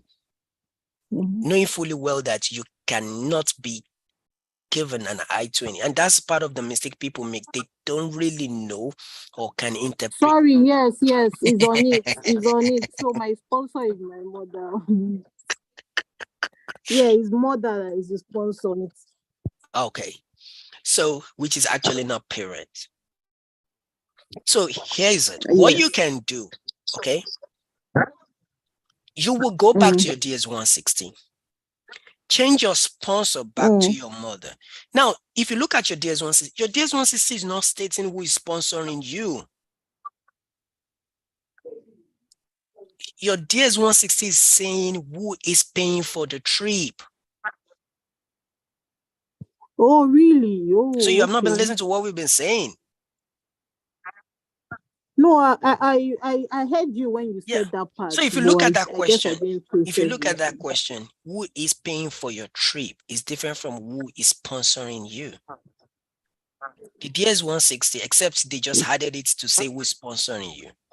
So you can even put you work, right? Yes, I do. So you can put yourself as you are the one paying for yourself. So when you get to the visa officer, you can let the visa officer know that it's your mother that is going to be sponsoring your finances, but you will be paying for the trip. So you have to give back to the visa officer those 2 points back. Answering the DS-160 and at the same time answering the question he's asking you. So for the purpose of the trip, I will be paying for my trip myself. I have savings over that. But for my academics, it's only my mother who is going to be sponsoring me. My mother is that. This is the nature of her job. This is this, and she make an annual income of this and that. They are actually here in Nigeria, and she will be the one. And with my father, she will be the one to sponsor me. But my father and my mother, they have a joint account.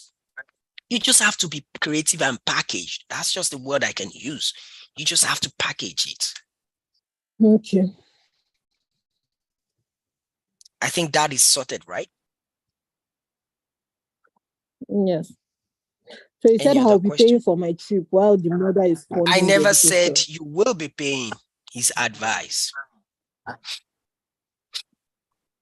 I'm only saying that the best way I feel you can do is to change that back to yourself. So that when the visa officer asks you who is paying for your trip, you will say yourself. And if you ask who is sponsoring you, you're not channeling it back Okay. to mother.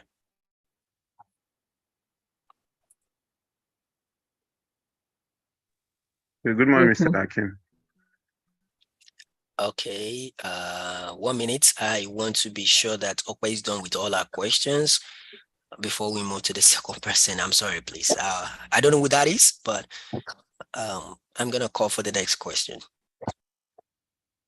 Okay, Babatunde, I can see you have your hands raised up. I am coming. Let me through it up. But any other question, please? Yeah, so am I going to have like documents, financial documents supporting the person that is sponsoring my trip, my education? So if you look at what I pasted on the chart, the supporting documents, bank statement is there. Knowing fully well that the visa officer might not ask or will not ask for your documents, but Yes. it is good to go with it so that if Paravenue said, okay, can I see anything can happen. And that's why I always tell people, go with those documents you feel they are with you. Even if they don't ask, there's no harm in taking it along. If you're being asked, you can easily show it. But if you're not being asked, then it still says in your pocket or let me say on your file. If they ask you and you could not provide it, that's when I shouldn't have. Or let me say I should have actually come with those documents. So there's no harm in going along with it.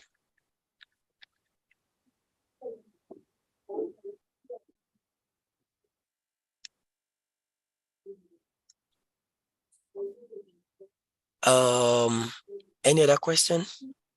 Feel free to ask any question. Any question.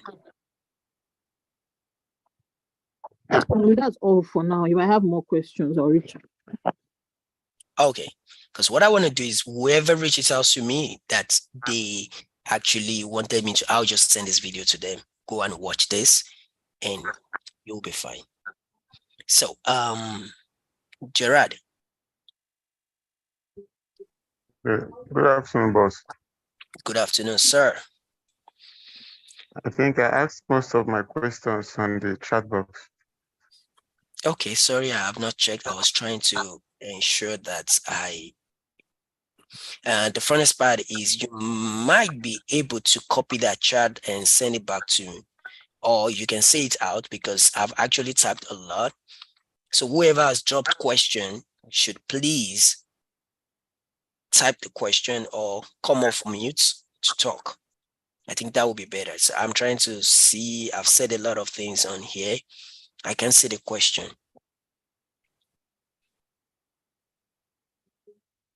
So what's your question, Gerard? Can you say it out or?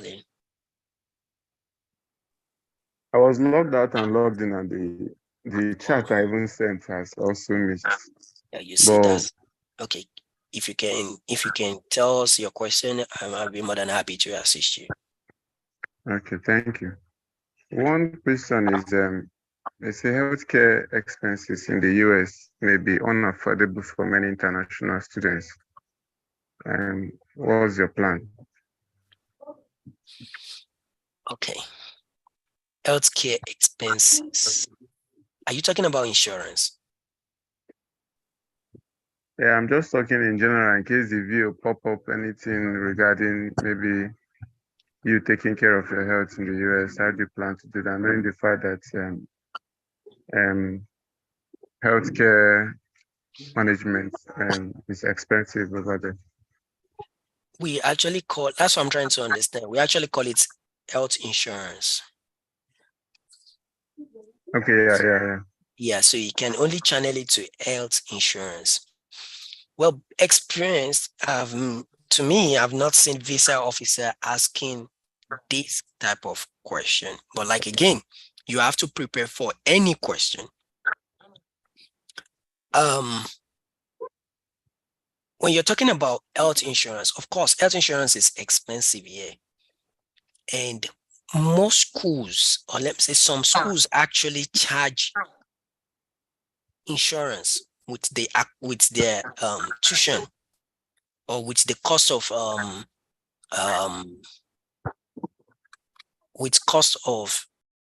cost of attendance. You will see the breakdown insurance on it. But for like my school, is actually an open option, meaning that they allowed students, international students or students generally, to reach out to their insurance that they want to use and make their findings. If they are okay with it, they go by it. But if you look at your cost of attendance also, there is nothing that says insurance there. So which means it is open. And as an international student, I always tell people it is good to go with the brokers. If you reach out to the company directly, it's expensive. But if you go out to reach out to brokers, they will assist you to find an insurance that matches with your condition or your situation, how much you earn, there's always some insurance company like that. So if visa officer asks me this question, healthcare is expensive in the US, maybe unaffordable for many international students. How do you intend to go by that? The question is somehow not logical because the visa officer believe that insurance is always charged with your tuition, like it's added to your tuition. And that question will not, the only thing they are particularly after, they are one, why you're going to the school. Two, who is sponsoring you. Three, where you're working. Four, have you traveled outside the country before? Five, your personal self. Okay, I found this on the web for where if you traveled outside the country before 5. Sorry, that's Siri.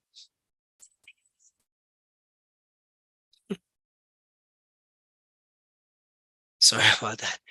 So, like I said, it's actually not logical, but if you're being asked that question, I would literally say that the school will be responsible for my health insurance. That's the way I'll put it. And the school you are talking about is if they contacted them, they will tell you that their insurance policies that they make it open. And they cannot contact the school at that moment. So the best way is to hide under the school. Have I answered that question, sir? Yeah, thank you. Any other question? Yes. The second one is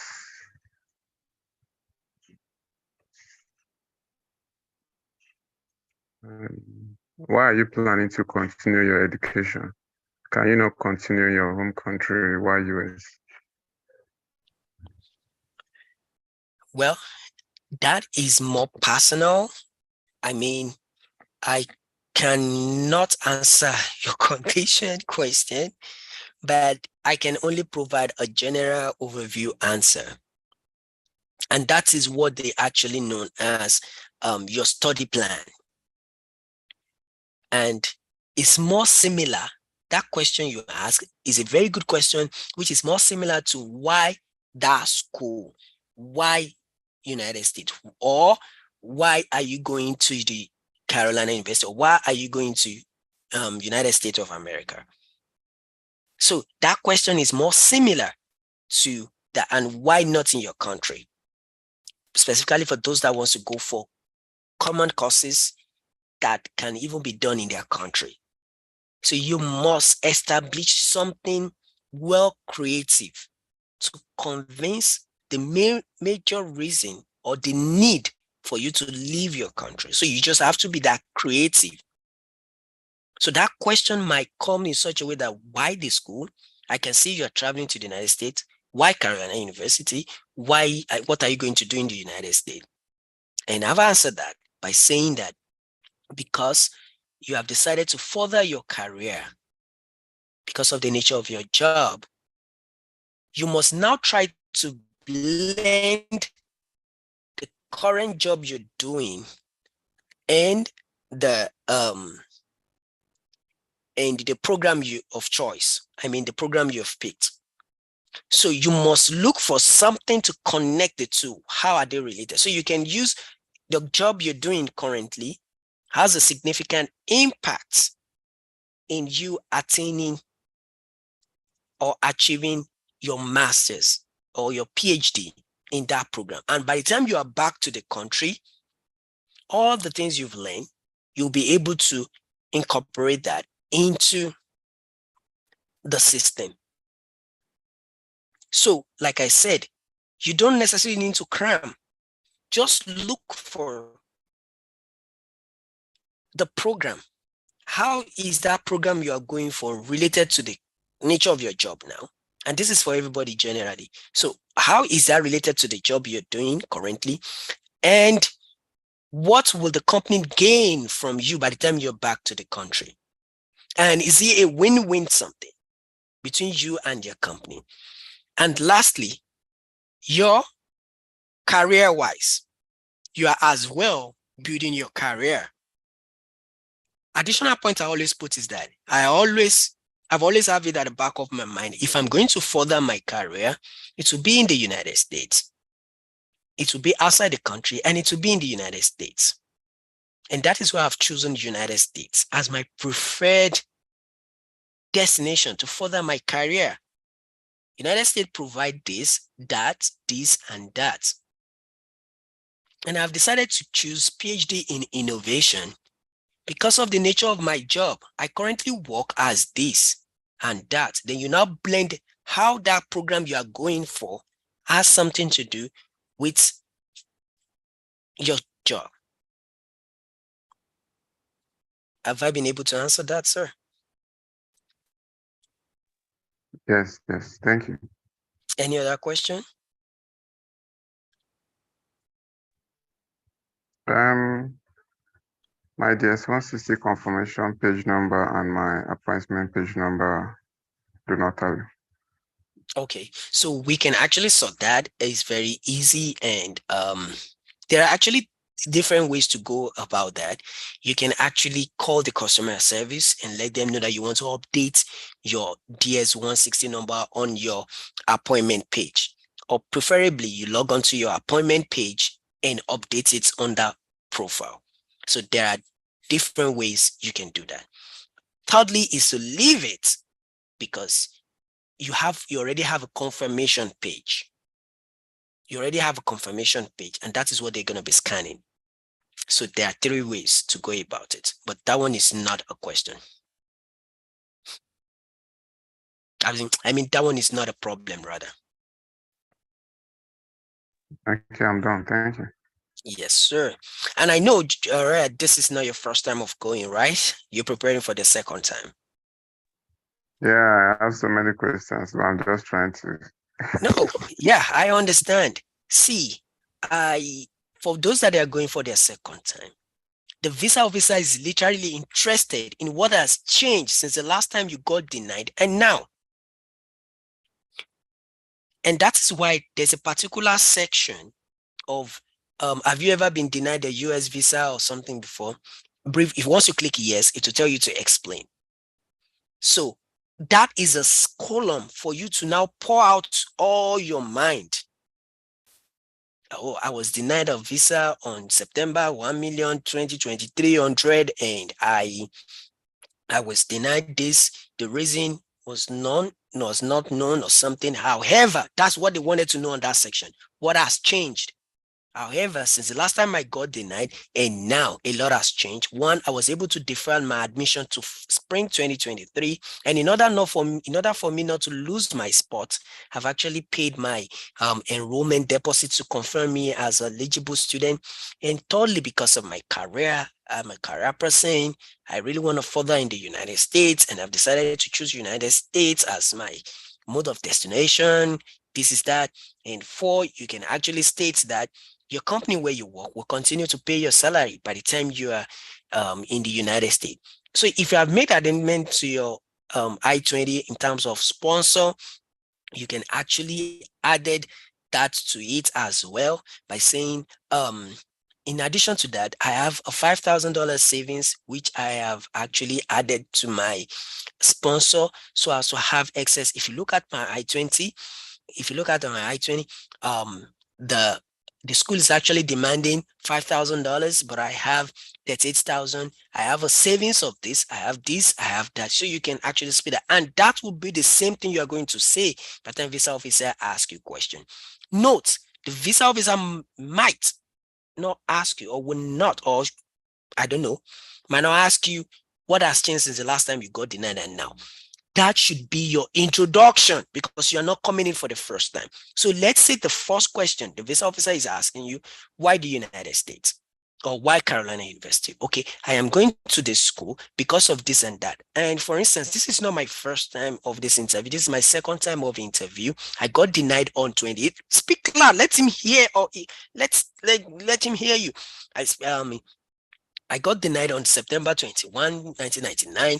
And since the last time I got denied, and now that I'm going again, a lot has changed. For instance, one, this, two, that, and you start saying everything you posted on it, but do not cram. I mean, do not lift words for words. You must be able to, all you just need is like, back then in the secondary school when they ask us, list and explain mode of transportation. One, aeroplane, air, and you say, oh, air is so that's just look for your point. One, my salary as in, you don't need to list it the same way you have played, but ensure that what you are saying almost mean the same thing with that. So if you're being fair to yourself and you cram, let's assume you cram, and they ask you a question and you answer the question, oh, and you're like, okay, I'll play with it. When I got to there, I was a little bit, I don't know when I have never to change it. So when I go in there, this also know that this is a cram script. And when you're done, you say, sorry, I can see you are not qualified, have this. And because like he answer this, I answer, he answer that, I answer. What else do they want? I give them this.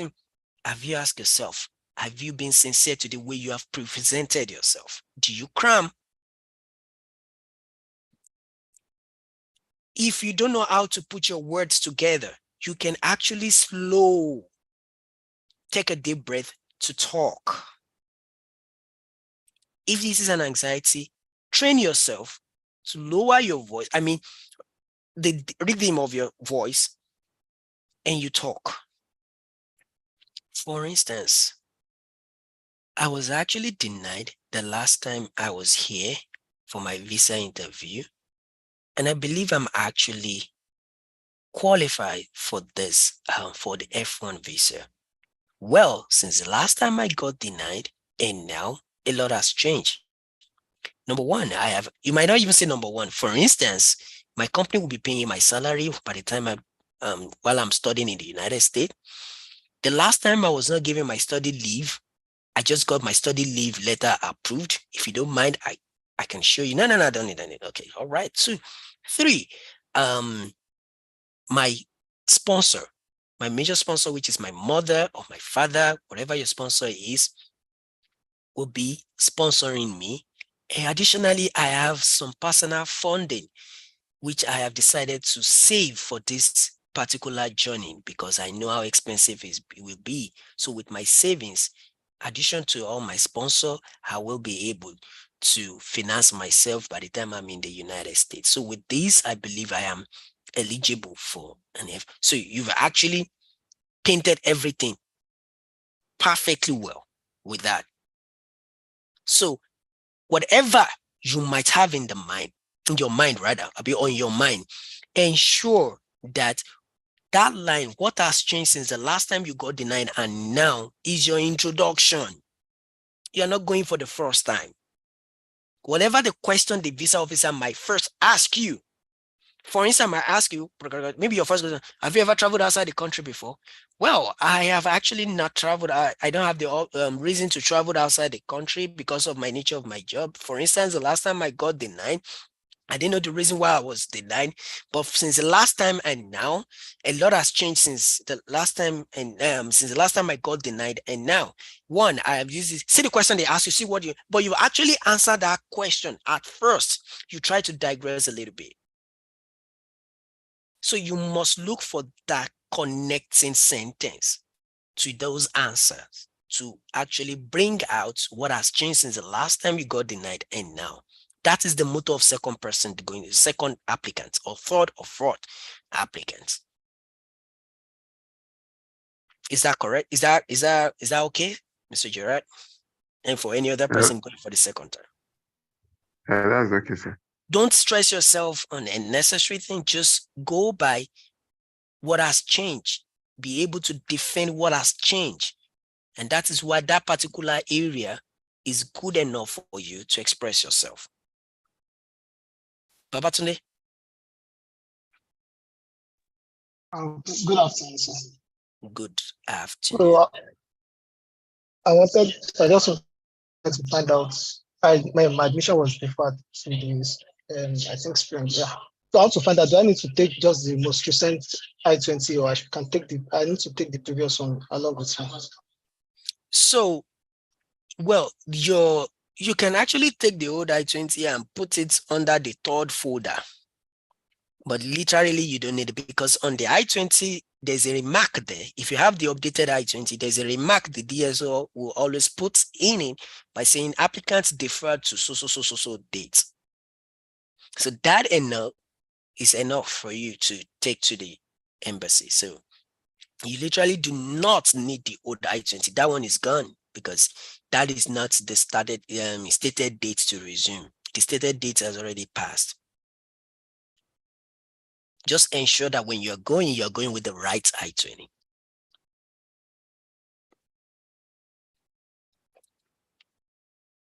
Okay, thank you, sir. Yes, sir. Any other question before we call it a day?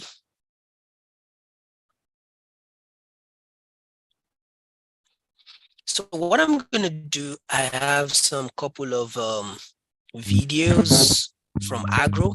I have some couple of videos. Who is that? Sorry, guys, sorry. I'm gonna mute.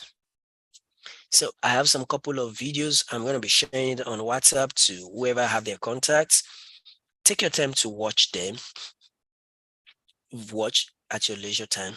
Dig more about them. There are sample videos, how you can answer questions. Sorry, hello. Hello, yes. Sorry. Well, thank you. Good afternoon. Good afternoon, thank you. Well, Mr. Hakim, thank you. So I want to ask a question too. Yes, please go ahead. I wanted to ask, is there a way we can actually answer the question on the funding? If on the I-20 now, there's no personal, I don't have a personal funding there, but if I want to explain, is there a way I can chip in the personal funding in Yes. my explanation? Yes, very well. Very well. So let me mute you so I can answer. So the question you are asking is actually on your I-20 that there is no personal funding. So for those that actually have the same situation, is where you can your I-20, you can see this from your I-20 on the right hand side where you're going to see personal funding. You do not have a personal funding, but you have your sponsor. So on that path, you can actually, and you didn't state, because you cannot just write it there.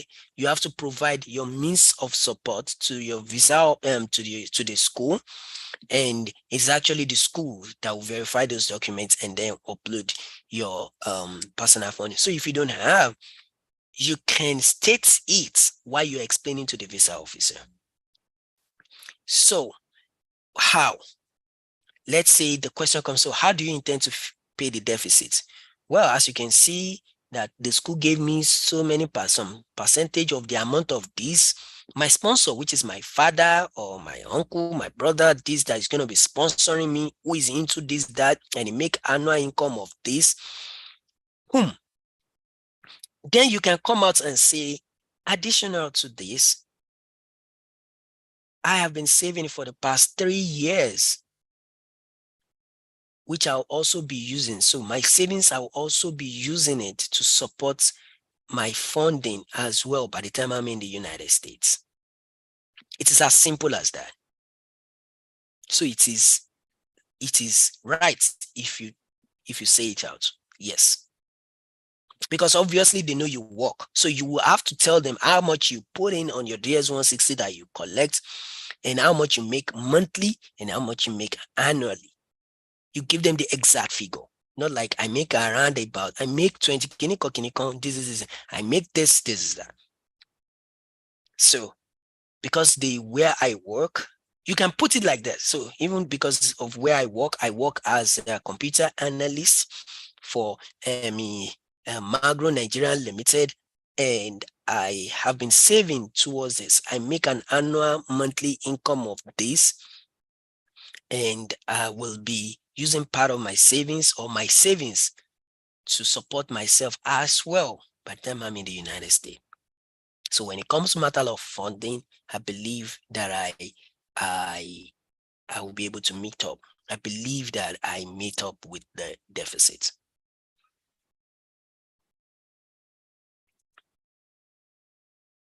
Any other question, Babatunde, and others generally? Okay, thank you. You're welcome. Any other question? Yes, please. Okay. Yes, please go ahead. If your company is sponsoring you, okay, can my husband too be part of the sponsors? Since all my expenses is on the company. Well, it depends on what your I-20 says. If your I-20 actually says my company. So you can actually say, if you're being asked, so on that, on your DS-160, you can leave it as company will be sponsoring you. It's just similar to what I can be asked about the sponsor of self, so which is actually not stated on I-20. So you can actually bring it out like saying to the visa officer that additionally, my husband, who is working in this and that, will also be supporting me. You can even say that you have a joint company that your husband operates, and that is main reason why your husband will not be following you to the United States, and because he will be the one to manage and oversee the company. So obviously, sponsor too will be coming from that. So it's a good line to use like that. So with that, it's actually so tight that you have a home tie.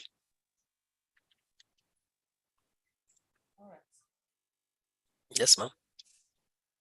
Thank you. That will be all for now. Okay, guys. I can see there's no other question. Would like to adhere. Today it's been recorded, and we'll try. You can go to the YouTube to actually search for this video to watch later on. If you're unable to be live like this, you can, or you want to make a reference to it. And there are some other videos too that I just did personally. You can share it. It's just what I love to do. It's not anything. So feel free to share, feel free to record, and let me know if you have any other concerns, and I'll be more than happy to assist you for that. So I believe we've all asked questions that might be bothering ourselves. I wish you guys all the best. Thank you very much, and have a wonderful day, night, good night, good morning, good evening, good afternoon. Bye-bye.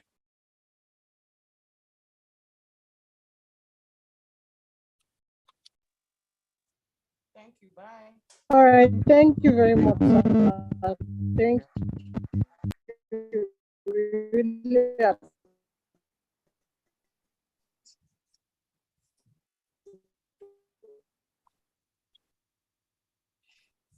Matthew, I can see you. Matthew, are you there?